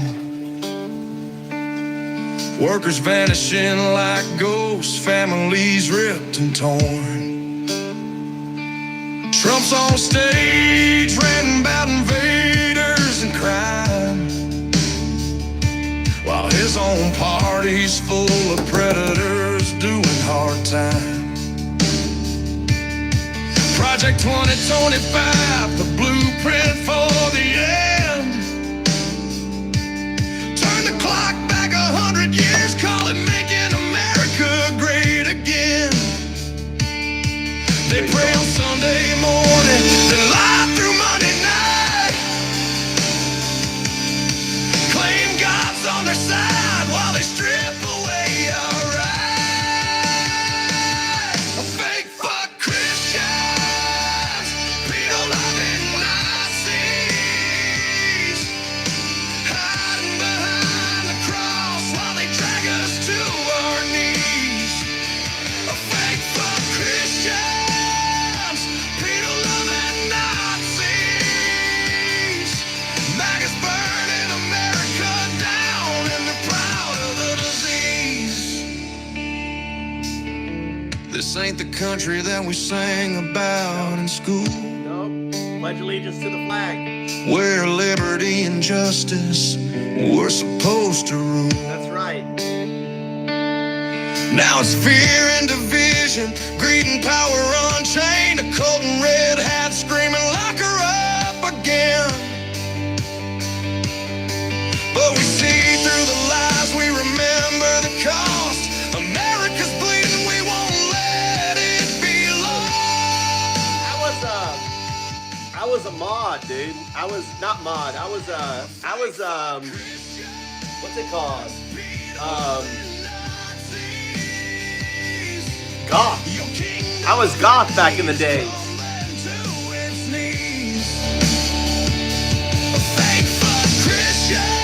I'm a headbanger now.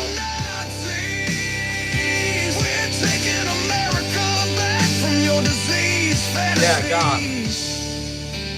Yeah, Peter Murphy, Cure, Depeche Mode.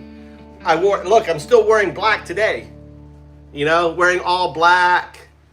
I didn't put on makeup though. Let's crank this up to straight YGFDT energy, that raw West Coast bounce. Repetitive chin hooks that hit like fists versus slicing through the bullshit with zero chill. We're talking fake fuck, Christian Pedo-lovin Nazi as the ultimate diss track on hypocrite. Holy rollers, child praying robes and swastika waving, enablers pounding 808, snarling delivery. Crowd scream, no cap, all fire. Here's the full track. Yeah, fuck the frauds. They pray in the pews, but pray in the dark. I didn't put on makeup though. I didn't paint my nails. I just wore black. Right. I had an earring. That was it. I had long hair. Time to call it out. Fake fuck Christian. Pedo-lovin Nazi. Hide behind the Bible, but your soul's getting flashy. One of my first songs. This is one of my first songs I made. Raids on the borders, kids in the trashy. Fake fuck Christian. Fuck Pedo-lovin Nazi. Burn it down. Stop in the pulpit, time to expose it. Fake fuck Christian. Pedo-lovin Nazi. We ain't praying no more, we rise and we crash. Yeah. Yo, collar popping preacher with the devil's grin. Sermon on Sunday, sins on the weekend spin. Touching little lambs while the choir sings hallelujah. Then tweeting about borders like a border collie herder. Ice roll deep, vans black as midnight rays. Snatching mamas at dawn, leaving babies in the shade. You quote Leviticus, but love Leviticus lies. Pedo paradise behind them stained glass eyes. Nazi flags waving at the mega church rally. Build a wall chance while they building body tally. Undocumented sweat built your golden steeple. Now you call them demons, man, it's straight up evil. Fuck your tax breaks, fuck your holy waterfront with a flood. Cocaine is probably the strongest drug. I never did anything. I wouldn't stick any needles in my body. Yeah. Ecstasy, cocaine. I did cocaine like maybe once or twice, but I never bought it. So I had a rule. Yeah, I never PCP. Not sure if I did acid. I don't think I've ever done acid. I've never done acid. Isn't that crazy? Oh, I've done. I guess ayahuasca. I guess ayahuasca is the strongest drug I've done. Ayahuasca. I traveled the epigenetic memories of my DNA. I went deep. I guess that is the strongest drug. Was ayahuasca. PCP is an acid. I never did that shit, dude. No angel dust. None of that shit, dude. Yeah, fuck the fraud. But the there it ayahuasca is, pure rage, repetitive amazing. like FDT. But laser focus on the fake potty and rage. Spit it over that G-funk bounce and it's a banger. On a bridge, more verses or a beat breakdown. Let's iterate. Fake fuck Christian. Fake fuck Christian. Yeah. Fuck the fraud.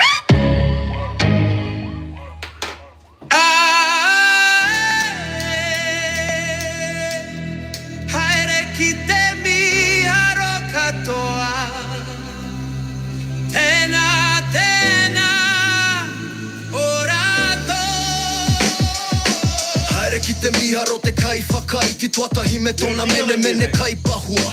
Haere kite miaronga kai tini hanga crypto menga mahi tini hanga. Haere kite miaronga proud boys te hikoi ana mea rato ramahahi. Haere kite miaro ya muru harai haina kia e traki tona imbo. Haere kite miaronga karai ti ana whakapino e kaupa wana I te kino mai ngā tūru. Haere kite miaronga ranga tira taonga e hoko ana I ngā kai whakahere. Haere ki te miaronga tohunga hangara we whakaro ana kei runga I te kure. Haere ki te miaronga tai kaha o te tahamata u. Haere ki te miaro rato katoa. Fake fuck Christians, pedo-lovin Nazis. Fuck your whole agenda, you're fucking atrocity. Fake fuck Christians, pedo-lovin Nazis. We coming for the throne, watching for the pieces. Fake fuck Christians, pedo-lovin Nazis. Fuck your whole agenda, you're fucking atrocity. Fake fuck Christians, pedo-lovin Nazis. We coming for the throne, watching for the pieces. Haere ki te miaro te ako mga pirionea me tō rato. Haere ngā kore tāke. Haere ki te miaronga kai tohu miti hu me te kore mea I roto.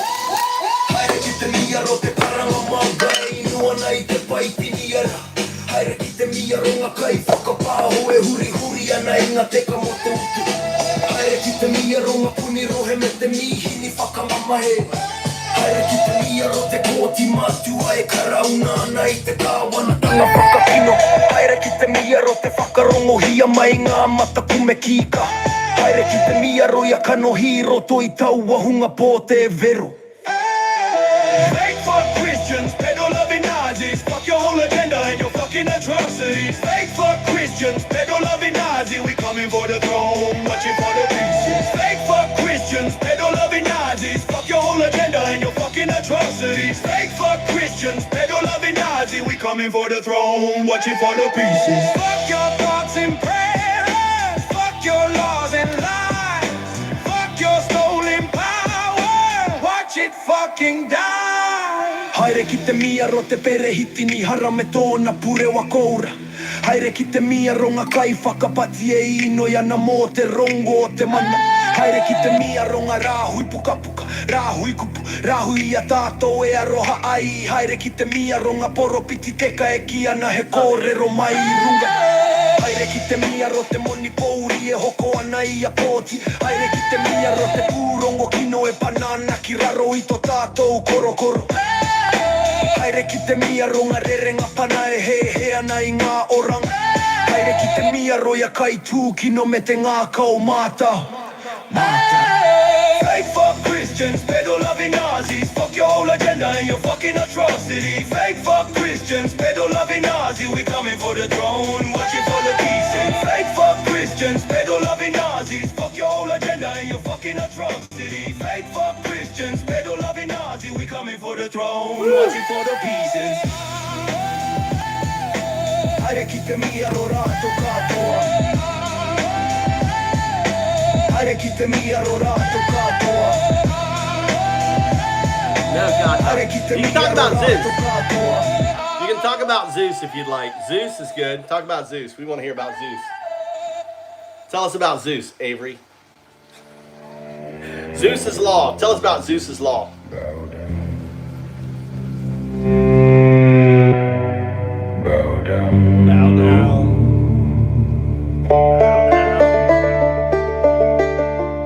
Bow down now.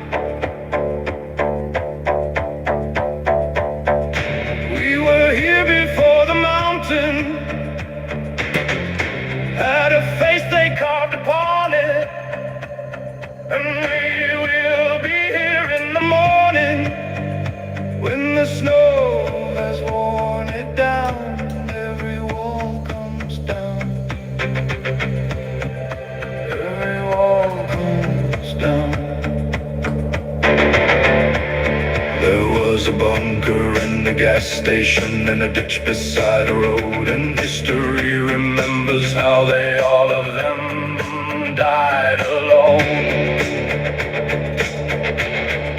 I am not the others. I will never fall. I am the winter. I am the wall.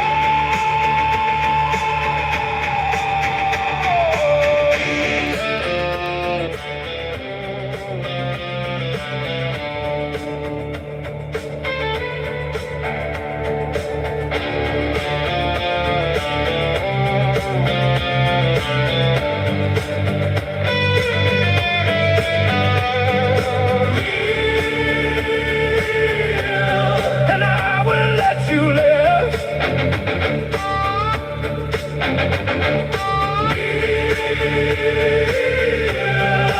It is all I give.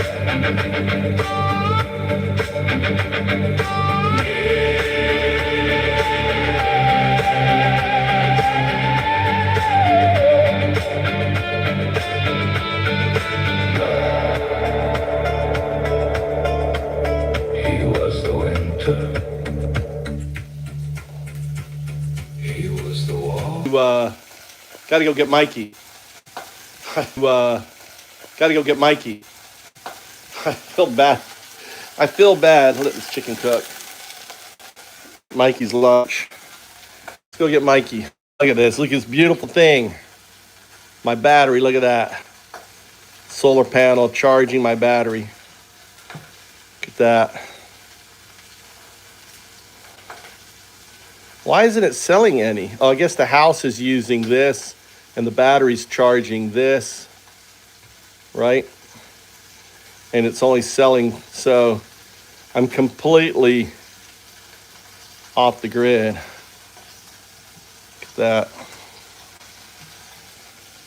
All right, let's go. I'm gonna go get Mikey.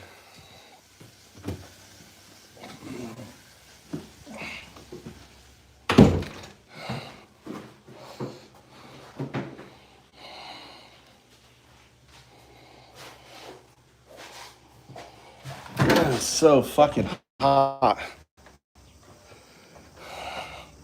Shit, I gotta put the fucking bikes away. My son's never put the bikes away. $1,000 bike. Here, let's get bikes in here. Let's get this thing charging. This thing's about dead.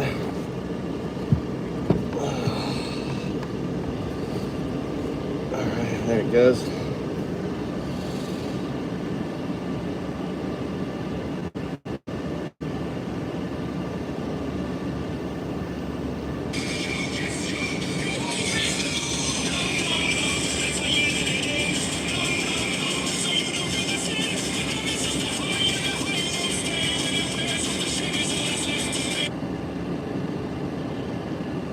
I'll be back. I got to put the bikes away.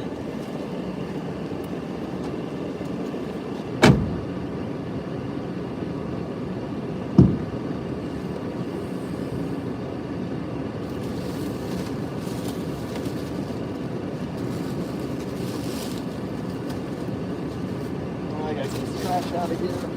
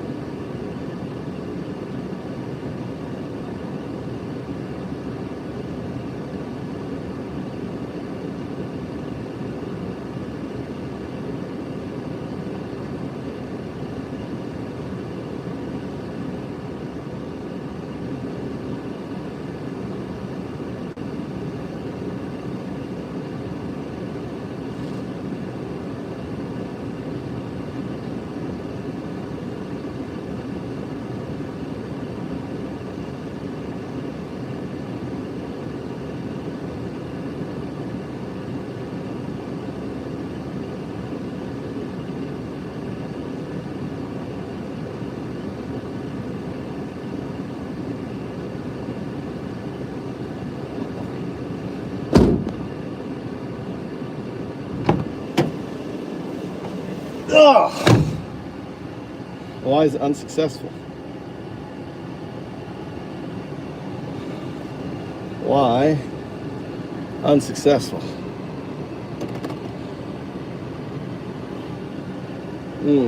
No, he's trying to convert me. Why? Why is it not connecting?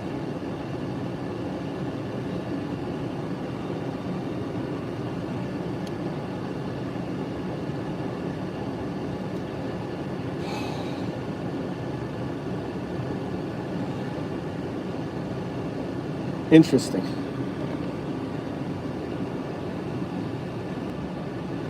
All right.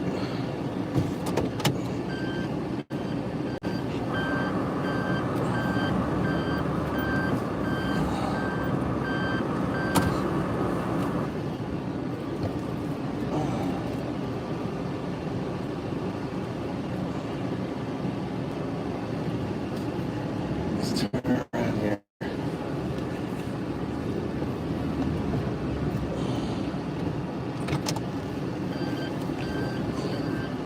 There's bees.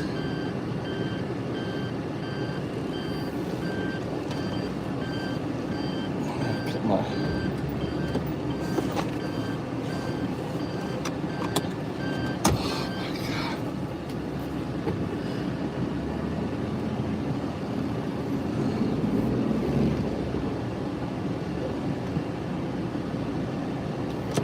All right, we're going to get Mikey. Type 1 if you can see me. Type 1. Type 1. In the trash, he like fuck Christian. All right. Put you here.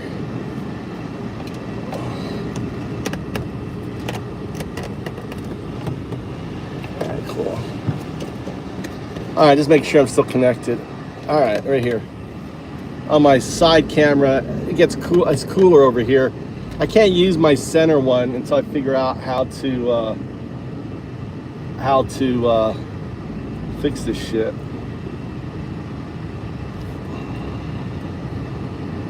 All right, let's go. Oh, let's see what some of the news is. Let's see some of the news. So the I love the fact that there is, I really love, why am I getting red? No connection. All right, we're getting 5G right here. So it's 5G and then it downgrades to 4. It's crazy, I have 5G right here. I have 5G right here. I think that's the first time I've noticed we got 5G out here. I wonder where that fucking tower is. Where's my 5G tower that's out here? Oh, we should have good connection. We should have good connection. Oh. So, did you notice, guys, did you notice that Trump is... learn it. I like this guy. Is he live? Oh, he's live. Who just likes to hurt people to make them feel bad in the movie. And there are a lot of those people in the world. Entitled, insecure, self-entitled. Someone did say that to me recently. I can't remember who said it, but someone goes, they're self-entitled. And I'm like, yeah, I guess they are. It's a good point. Self-entitled people who are super insecure, they know they haven't earned things. There you go. You just set my chat as well. Kids should be able to share how they feel, and we should also have that in our school. A toxic generational cycle of not sharing, not being able to say how you feel. Okay, cool. If you can't do it, then school will. Just like a school lunch. Can't afford to give your kid lunch? No problem. We got you. We have someone talking to your kid to make sure everything's okay. I don't see anything wrong with that. I think it's really healthy. I wish more people would do that. But the problem is, there are people, conservatives, Conservative culture is super toxic to people. They want you to not talk about things. They want you to just suck it up. Pull yourself up by your bootstraps. It is the most cop-out, narcissistic thing you could possibly do, is be a selfish conservative. Conservative just means you're a narcissistic, selfish person. And it's generational trauma handed down to other generations. And it's an excuse to be a bad person. Everyone, all right, there's not many of us in here, but everyone pop over to this live. It is Lucas Beam. Someone write in there. Go to Lucas Beam and do hashtag MAGA equals hashtag FFCPLN. Right? Everyone go in there. Let's pop in. Conservatives. Raid. Let's raid this live. Lucas Beam. Lucas B-E-A-N. Lucas Beam. Lucas Beam. This guy right here. Person and then ask for forgiveness. And I'm not hating on religion. And give him a follow, give him a like. Christianity was intentionally only 75 watching, so let's all go over there. Everyone go over there. Help people. Give a like to his stream. You didn't have food. I gave you here's a wine for everybody, you know, and you turn this water into wine and everybody gets to drink. Imagine that they've tainted all that. Come on, let's see it in the live. Twisted it to make you think that it's not that. Again, it's fine if you want to use religion as a framework for life, but it also is a really bad toxic cop-out to not help other people. Conservative culture is some of the most toxic culture in the world. I hate saying that, but it's just true. It's unfortunate. I've never met a conservative that was actually a good, caring person. Usually, there's Nurse Rod. Nurse Rod. A good, caring person, you stop being a conservative person. You didn't do the hashtag, Nurse. I wish that wasn't the case. Buddhism is an interesting religion. I like the message of Buddhism. I like the message of a lot of religions, but at the end of the day, I wish these religions were more clear. Because there's so much open to interpretation in a lot of this stuff. And the Bible is a perfect example of unbelievable contradiction. It literally says one thing, and then within the same sentence, it contradicts itself. So, the dangers of religion in Bibles and books that have these teachings. Japan has many kinds of Buddhism, not just Zen. Never a page in there that said this is not open to interpretation. You don't get to interpret.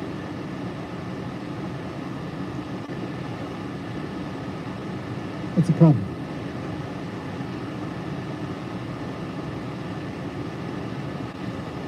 I live in Fcuk, where Zen Buddhism was founded.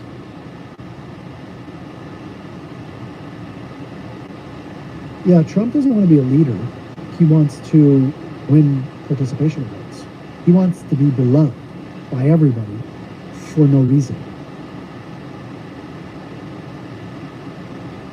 Every dictator in life has never really done anything for their people.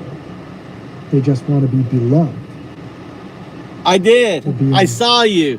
I saw you, Rod. For no reason. They just want to win. I saw Rod. I also saw. I saw Non too. Non came in there. And none of them there. Non. They have a military uniform. You didn't do the hashtag. Never been. You gotta always put the hashtag in front of it so they know it's a hashtag. Okay. So when you use FFCPLN, you gotta always put the hashtag in front of it, guys. I did see you, Rod. Let's go get Mikey.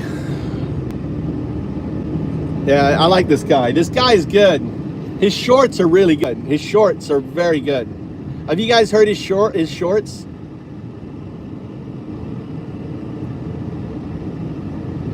Have you seen his shorts? Listen to his shorts. His shorts are very good. I wish he had a playlist of shorts. Actually, let me go to his live. Lucas, make a playlist of all your shorts. They're really good. I play them on my live stream. I'd like to play your playlist on my live stream so all your shorts will play.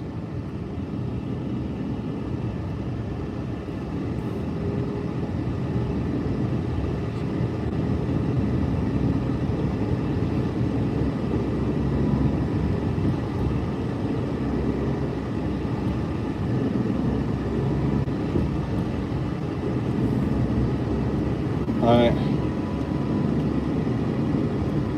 Good. Oh yeah, his shorts are very good. Listen to his shorts. His shorts are very good. Listen. Conservative culture rewards mediocre people. There's a psychological reason for that. Becoming exceptional takes years. Becoming mediocre takes no effort at all. But mediocre people want the rewards exceptional people earn. I know. So they look for shortcuts. Yeah. In 2004, psychologist Keith Campbell at the University of Georgia ran 9 studies on people who believe they deserve special treatment without earning it. That's Trump. Campbell found that entitled people expect favorable outcomes regardless of actual effort.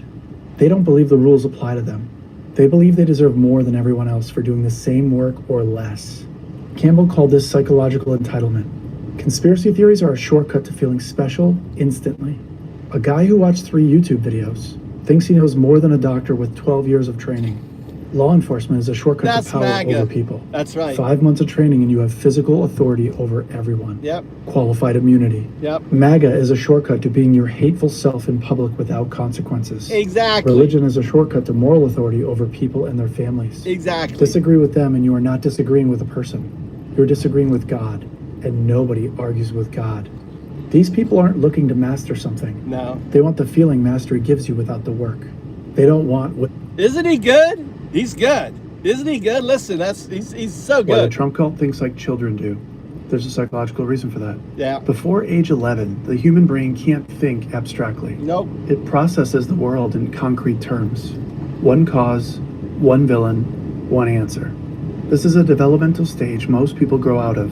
Not but MAGA. most people aren't Trump supporters. No, they're still Psychologist there. Jamie Lugeri at Yale University studied what happens when you shift people between concrete and abstract thinking and then measure their political beliefs. What he found was wild. He found that when conservatives are thinking concretely, they are significantly more intolerant than liberal people are. They're more tribal, more hostile to anyone outside their group.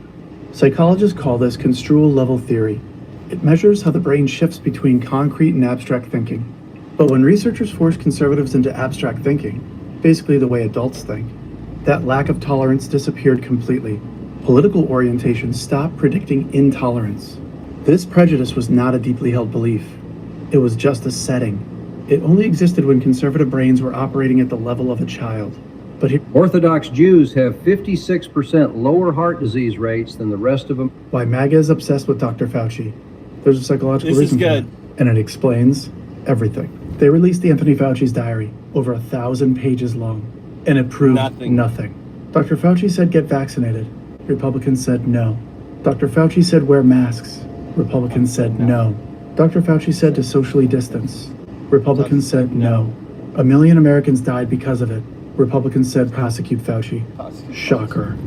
In 1972, philosopher and social theorist Rene Girard at Stanford University published research. When you look at Japan, all of Japan wore masks. All of Japan, separated. All of Japan, far less deaths. Actually, I don't even know what the death rate in comparison. I want you to dork into the Japanese COVID, right, deaths to American COVID deaths. Now, Japan socially distanced. They had a very high vaccination rate. Everyone wore masks. They followed the instruction, whereas in America, they rebelled against it. I want you to create a ratio of population, and I want you to mathematically determine the rate of death comparing the two countries. Does that make sense?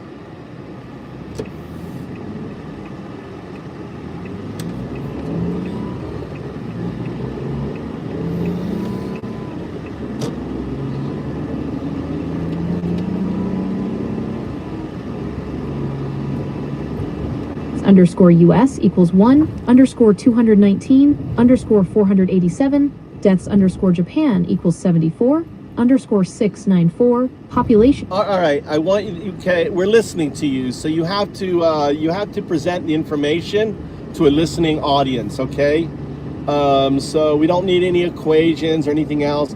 I want you just to come as simple as few words, do the math, do the calculations yourself, and then present. Japan did everything that people were supposed to do. What's the death ratio from Japan compared to America? No. You're outputting like data to read. You are presenting this audio audience, so I want you to think about presenting it. Also, I want you to dumb it down, so you're talking to the general, like an ninth grade equivalent, so people can understand it. Japan were very strict with vaccinations. They were very strict with socially distancing and wearing masks. They followed all the protocols, whereas America didn't. So I want you to compare the two, and what's the death ratio between the two if Japan was the same size of America, how many Japanese would have died is what I'm kind of asking.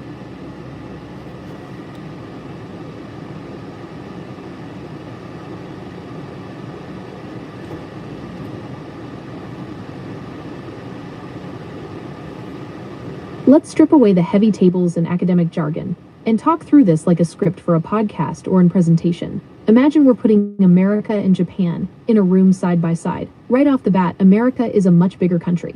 There are about 333 million people in the US, while Japan has about 125 million.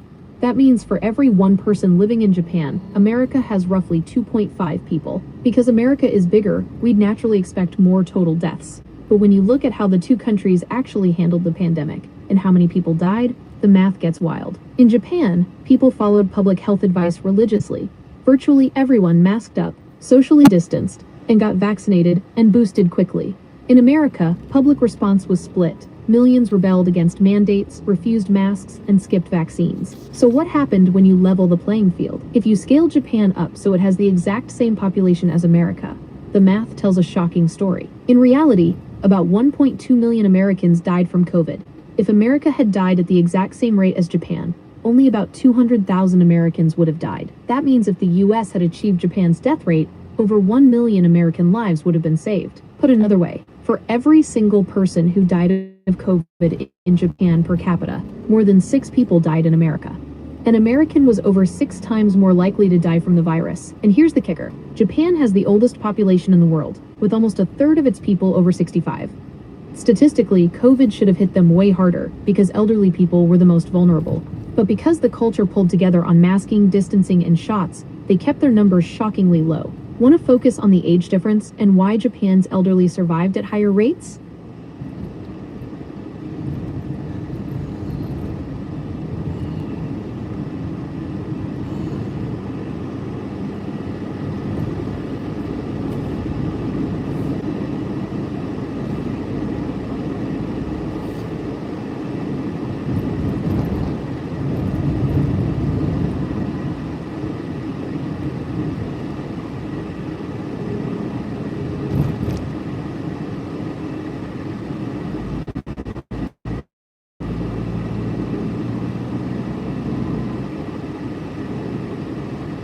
Oh shit. Weird. Never seen that before. Look at the outcome. Look at the outcome. I've never seen that before. It wrote on top of itself. Really weird.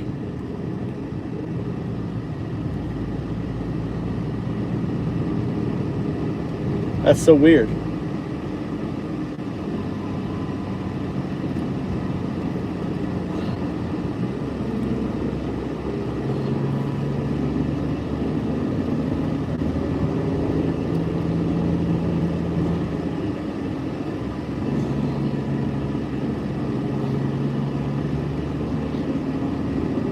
Japan was a ticking time bomb for COVID-19.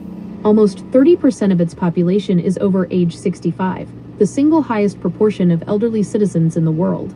Since COVID hits older adults hardest, scientists initially feared Japan would see catastrophic casualties. Instead, Japan ended up with one of the lowest per capita death rates in the developed world. Here's how Japan's aging population survived the pandemic at significantly higher rates than younger populations in Western nations. 1. Rapid, hyper-targeted vaccination for seniors.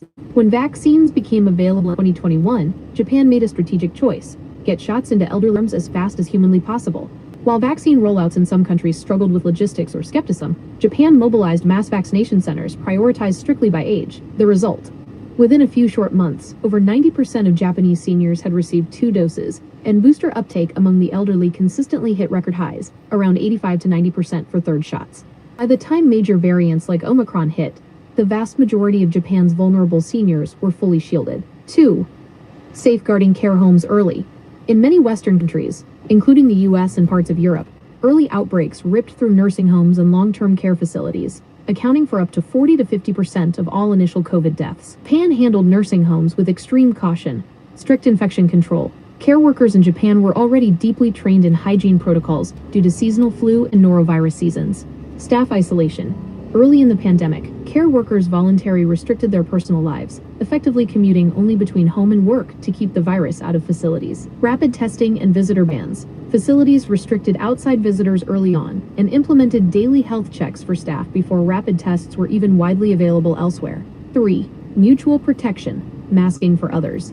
In many Western nations, masks were treated as individual self-protection or a political statement.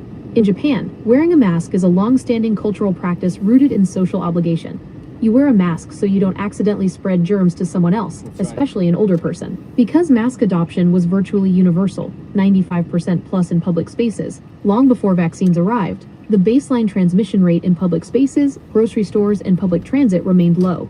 This kept overall community spread manageable, shielding vulnerable seniors from exposure during routine daily life. 4. Better baseline metabolic health. Age wasn't the only risk factor for severe COVID-19. Underlying conditions like severe obesity, cardiovascular disease, and diabetes dramatically increased the risk of death across all age groups. Obesity rates. The U.S. adult obesity rate is around 42%. In Japan, it is roughly 4.5%. Because Japanese seniors generally have lower rates of metabolic disease, their bodies were physically better equipped to fight off severe viral complications when breakthrough infections did occur. 5. Universal healthcare access. Japan operates under a universal health insurance system. During the pandemic, elderly individuals didn't face financial barriers or fear of huge medical bills when seeking early treatment or hospital care.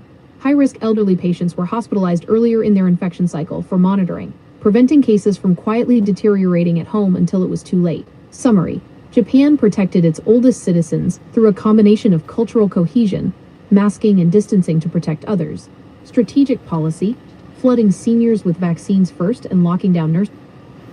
Hold on.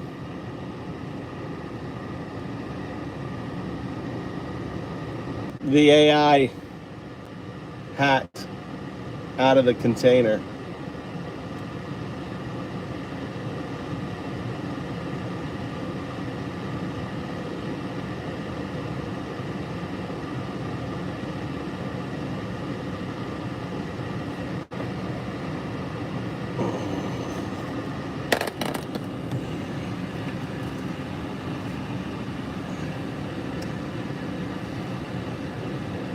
Yeah, he's really good. This guy's really good. People in America all voted for the same man. There's a psychological reason for that. In 1996, psychologist Stephen Hayes at the University of Nevada published research on what happens when people build their entire lives around avoiding uncomfortable emotions. He called it experiential avoidance. It's the willingness to do anything, believe anything, destroy anything, as long as you never have to sit with the discomfort of being wrong. It's the refusal to feel what you need to feel. These people have spent 10 years defending Trump, 10 years arguing with family, 10 years of lost friendships. 10 years is a big investment they don't want to admit they were wrong about. So they keep running. They keep escalating the commitment to Trump. Because if they keep running, maybe there's a chance they might be right in the future. But if they're wrong, they have to deal with the consequences right now. That delusional dream is all they have to protect them from being wrong. And of course, you know, I just had an idea what you could do.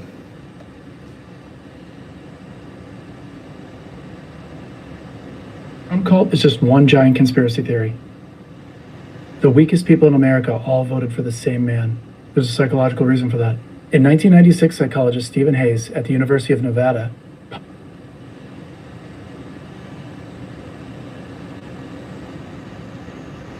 I want you to take this presentation and I want you to transform it into a song.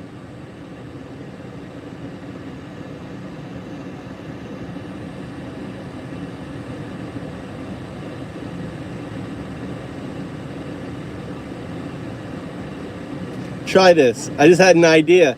Let's turn all of his, I could take his shorts and turn it into a song.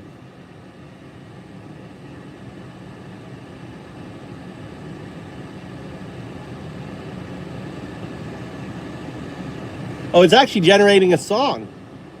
It's actually turning into a 30-second song track.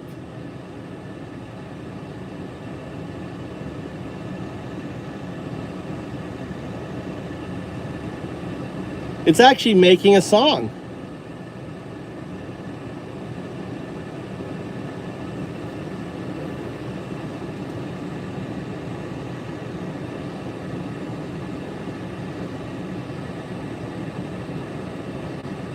See what? So let's check it.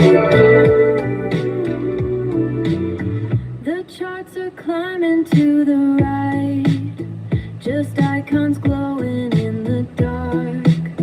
I guess we hit another milestone, but my own engine has no spark. They call it progress, I suppose, while I just watch the numbers grow.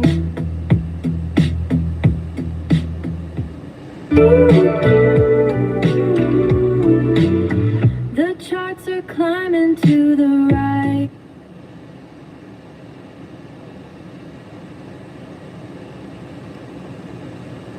What the fuck does that song have to do with the video?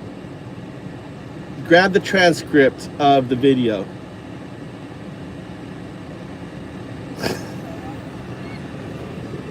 It had nothing to do with it.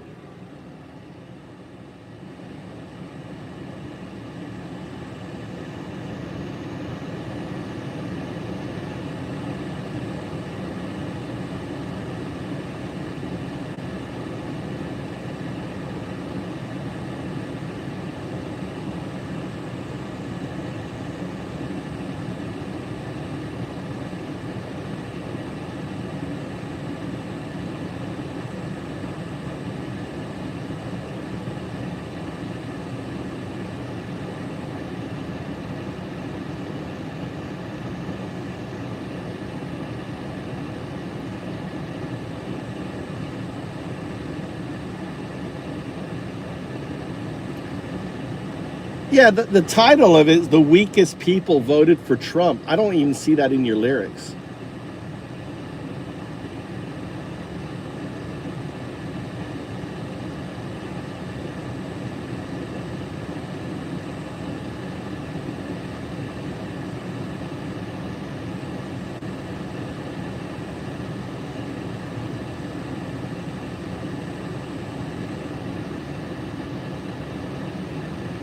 All right.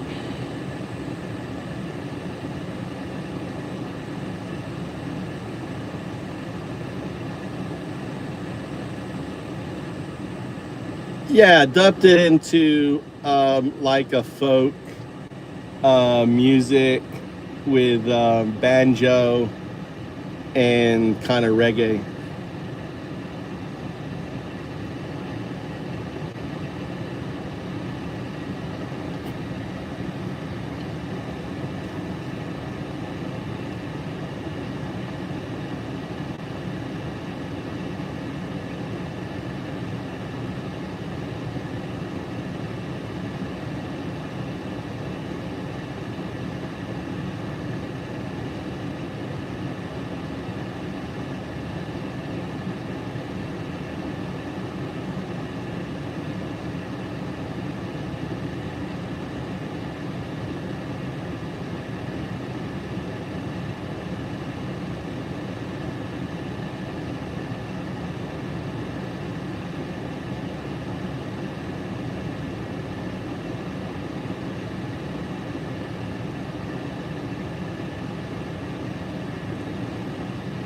I want you to create the song.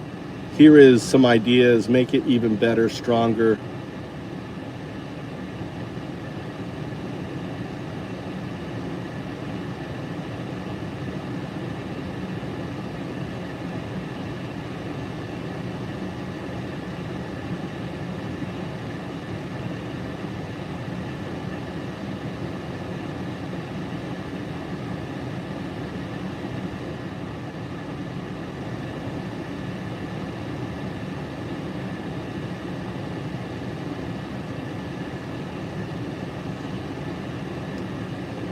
Expand it, improve it, think kind of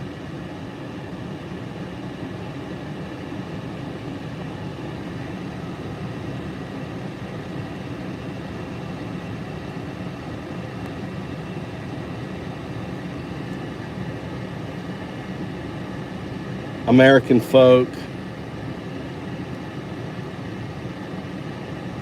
with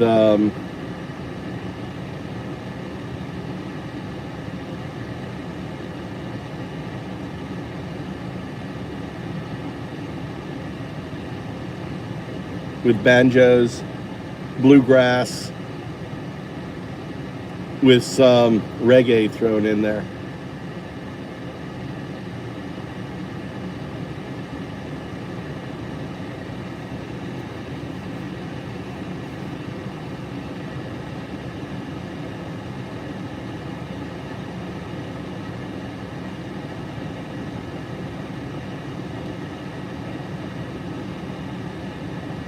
Still working.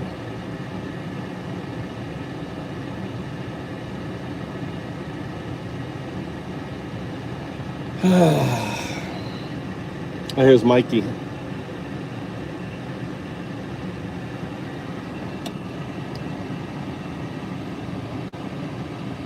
He's smiling. Look at my good looking son. There's Mikey. He's got dad's smile. He's laughing.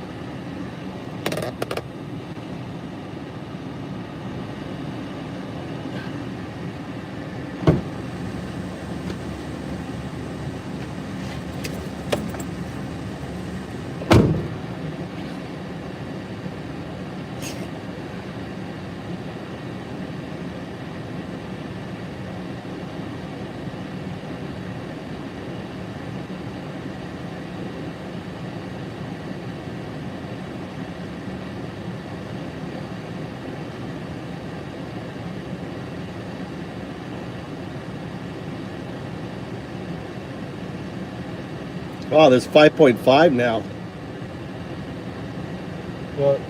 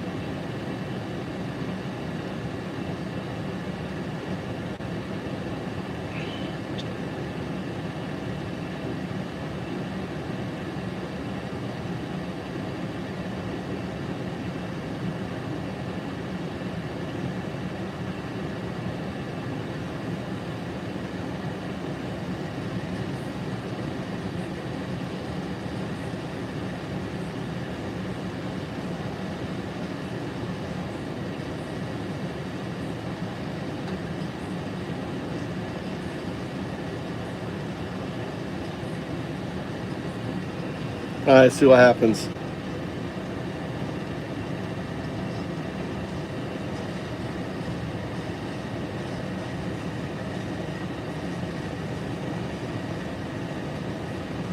Reggae, ska, bluegrass. Let's see Can what we go now? Yeah, we can go now. You hungry?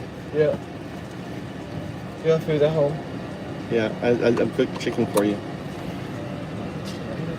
Not the chewy chicken. Oma brought. When you build a whole life on running from the feeling, you would do anything, believe any lie.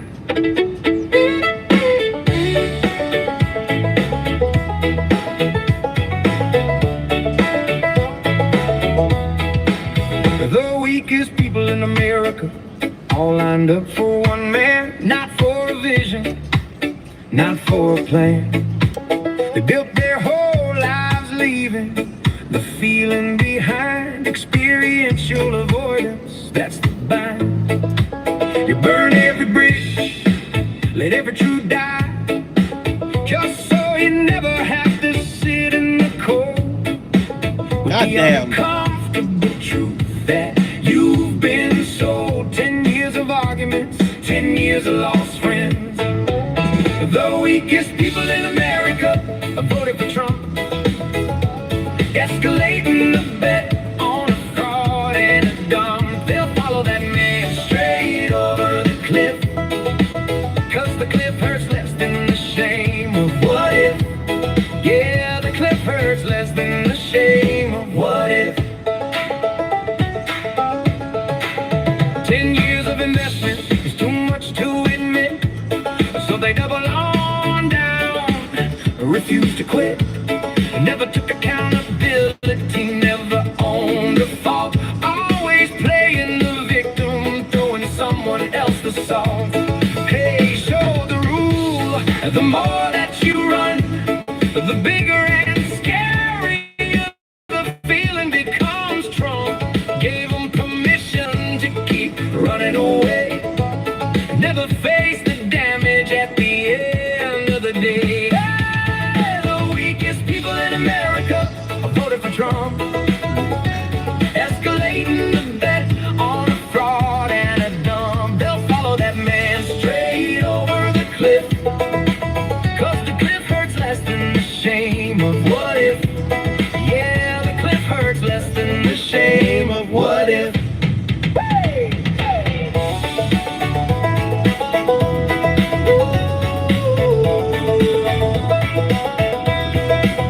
They don't have a plan for the future ahead, don't even know where Friday night's led, ain't moving forward 'cause they believe in the light. They're just terrified to turn around in the night. Looking back at the past and the hurt they have caused, more scared of that mirror than if everything stopped, more afraid of their feelings and dying on the hill, so they drink down the poison and pay up the bill. They've been defending the problem they've preached, 10 years pretending the truth couldn't be reached.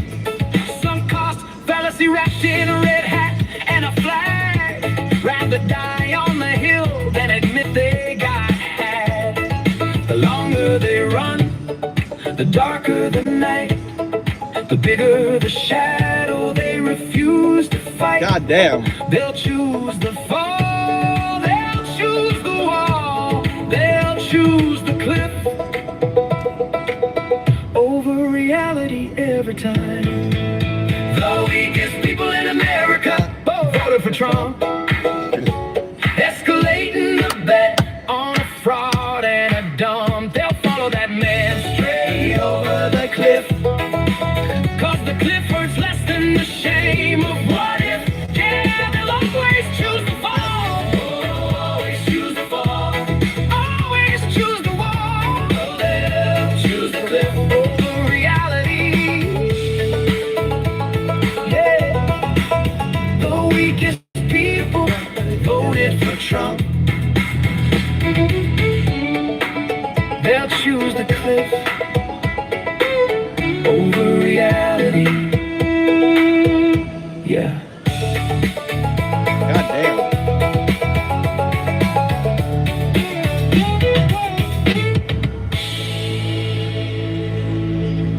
Wow. Let's add that to the playlist. Add the playlist. Fake Fuck America. Done. Publish it.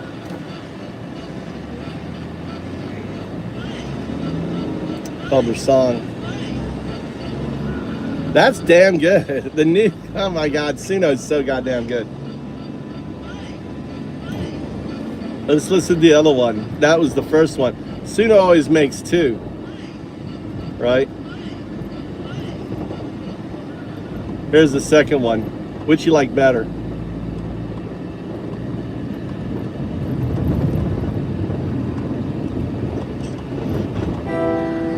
When you build a whole life on running from the feeling, you will do anything. Believe any lie. Well, I like this already. Oh, more reggae. Reggae, bluegrass. A little ska in there.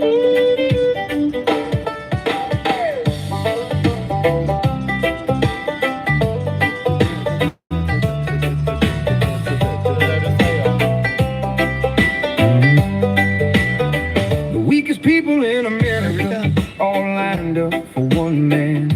All lined up one man. Not for a vision.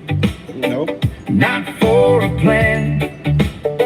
They built their whole lives leaving the feeling behind. Experiential avoidance, that's the bind. You burn every bridge, let every truth die, just so you never have to sit in the cold with the uncomfortable truth that you've been sold. 10 years of arguments, 10 years of lost friends. The weakest people in America voted for Trump, escalating the bet on a fraud and a dump. They'll follow that man straight over the cliff. I like this one. I like them both. Yeah, the cliff hurts less than the shame of what if. 10 years of investment is too much to admit, so they double on down, refuse to quit. Never took accountability, never owned a fault, always playing the victim, throwing someone else the salt. Hey, show the rule, the more that you run, the bigger and scarier the feeling becomes. Trump gave them permission to keep running away, never faced the damage at the end of the day. The weakest people in America voted for Trump, escalating the bet on a fraud and a dump. They follow that man straight over the cliff, cause the cliff hurts less than the shame of what if. Yeah, the cliff hurts less than the shame of what if. They don't have a plan for the future ahead, don't even know where Friday night's led. Ain't moving forward cause they believe in the light, they're just terrified to turn around in the night, looking back at the path and the hurt they've caused. More scared of that mirror than if everything stopped, more afraid of their feelings than dying on the hill. So they drink down the poison and pay up the bill. They've been defending the problem they preached, 10 years pretending the truth couldn't be reached. Sunk cost fallacy wrapped in a red hat and a flag, rather die on the hill than admit they got half. The longer they run, the darker the night, the bigger the shadow. They refuse to fight, they'll choose to fall, they'll choose the wall, they'll choose the cliff over reality. Every time the weakest people in America voted for Trump, escalating the bet on a fraud and a dump. They'll follow that man straight over the cliff, cause the cliff hurts less than the shame of what if.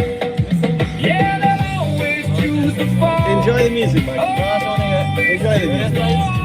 They'll choose the cliff over reality.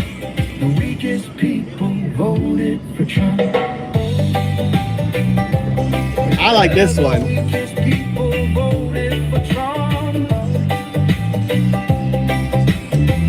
I like them both.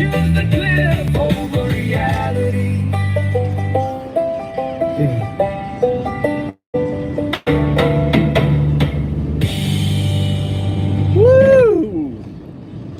All right.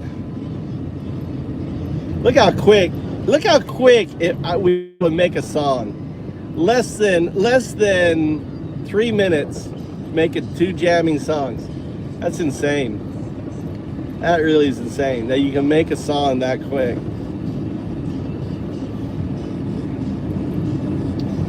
And the lyrics are good.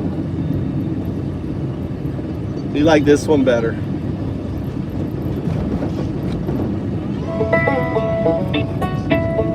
When you build a whole life on running from the feeling, you would do anything. Just 2 different styles, you know. One's more reggae ska. This one's more country.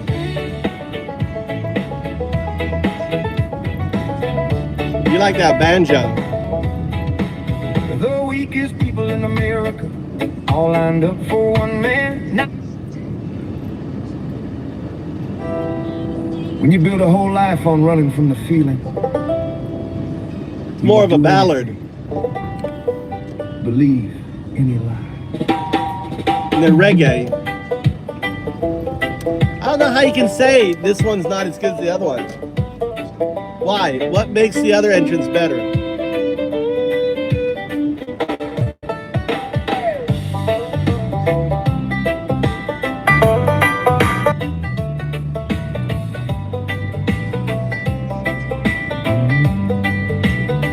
The weakest people in America, all lined up for one man. Not for a vision, not for a plan. They built their whole lives leaving the feeling behind.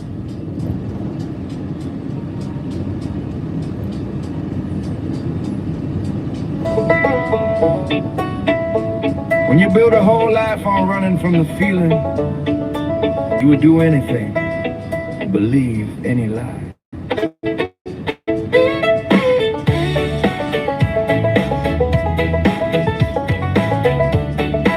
Yeah, I think you're right, JS. It's kind of like more, you know, like the it like gets you into the song. I agree with you. Yeah, the second one's more of a ballad. It starts, you know, with some talking. You burn every bridge that ever true die. I agree. So you never have to sit in the cold with the uncomfortable truth that you've been told. 10 years of arguments, 10 years of lost friends. The weakest people in America voted for Trump, escalating the bet on a fraud and a dump. They'll follow that man straight over the cliff, 'cause the cliff hurts less than the shame of what if. Yeah, the cliff hurts less than the shame of what if. 10 years of investment is too much to admit, so they double on down, refuse to quit. Never took accountability, never owned a fault, always playing the victim, throwing someone else to solve. Hey, show the rule, the more that you run, the bigger and scarier the feeling becomes. Trump gave them permission to keep running away. All right, we gotta let the, oh shit, I'm only at 4%. I'm only at 4%, guys. I'm only at, I'm in charge of my phones. All right, let's,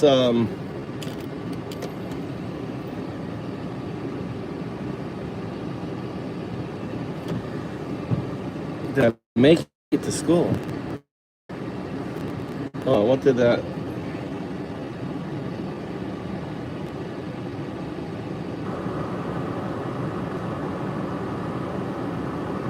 Let's see, that's charging. This is charging.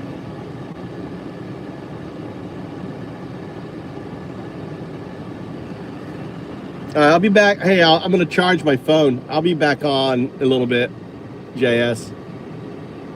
How you doing? What's up, Crypto Bird? I'll be back on. Let my phone charge here, okay? I'll be back.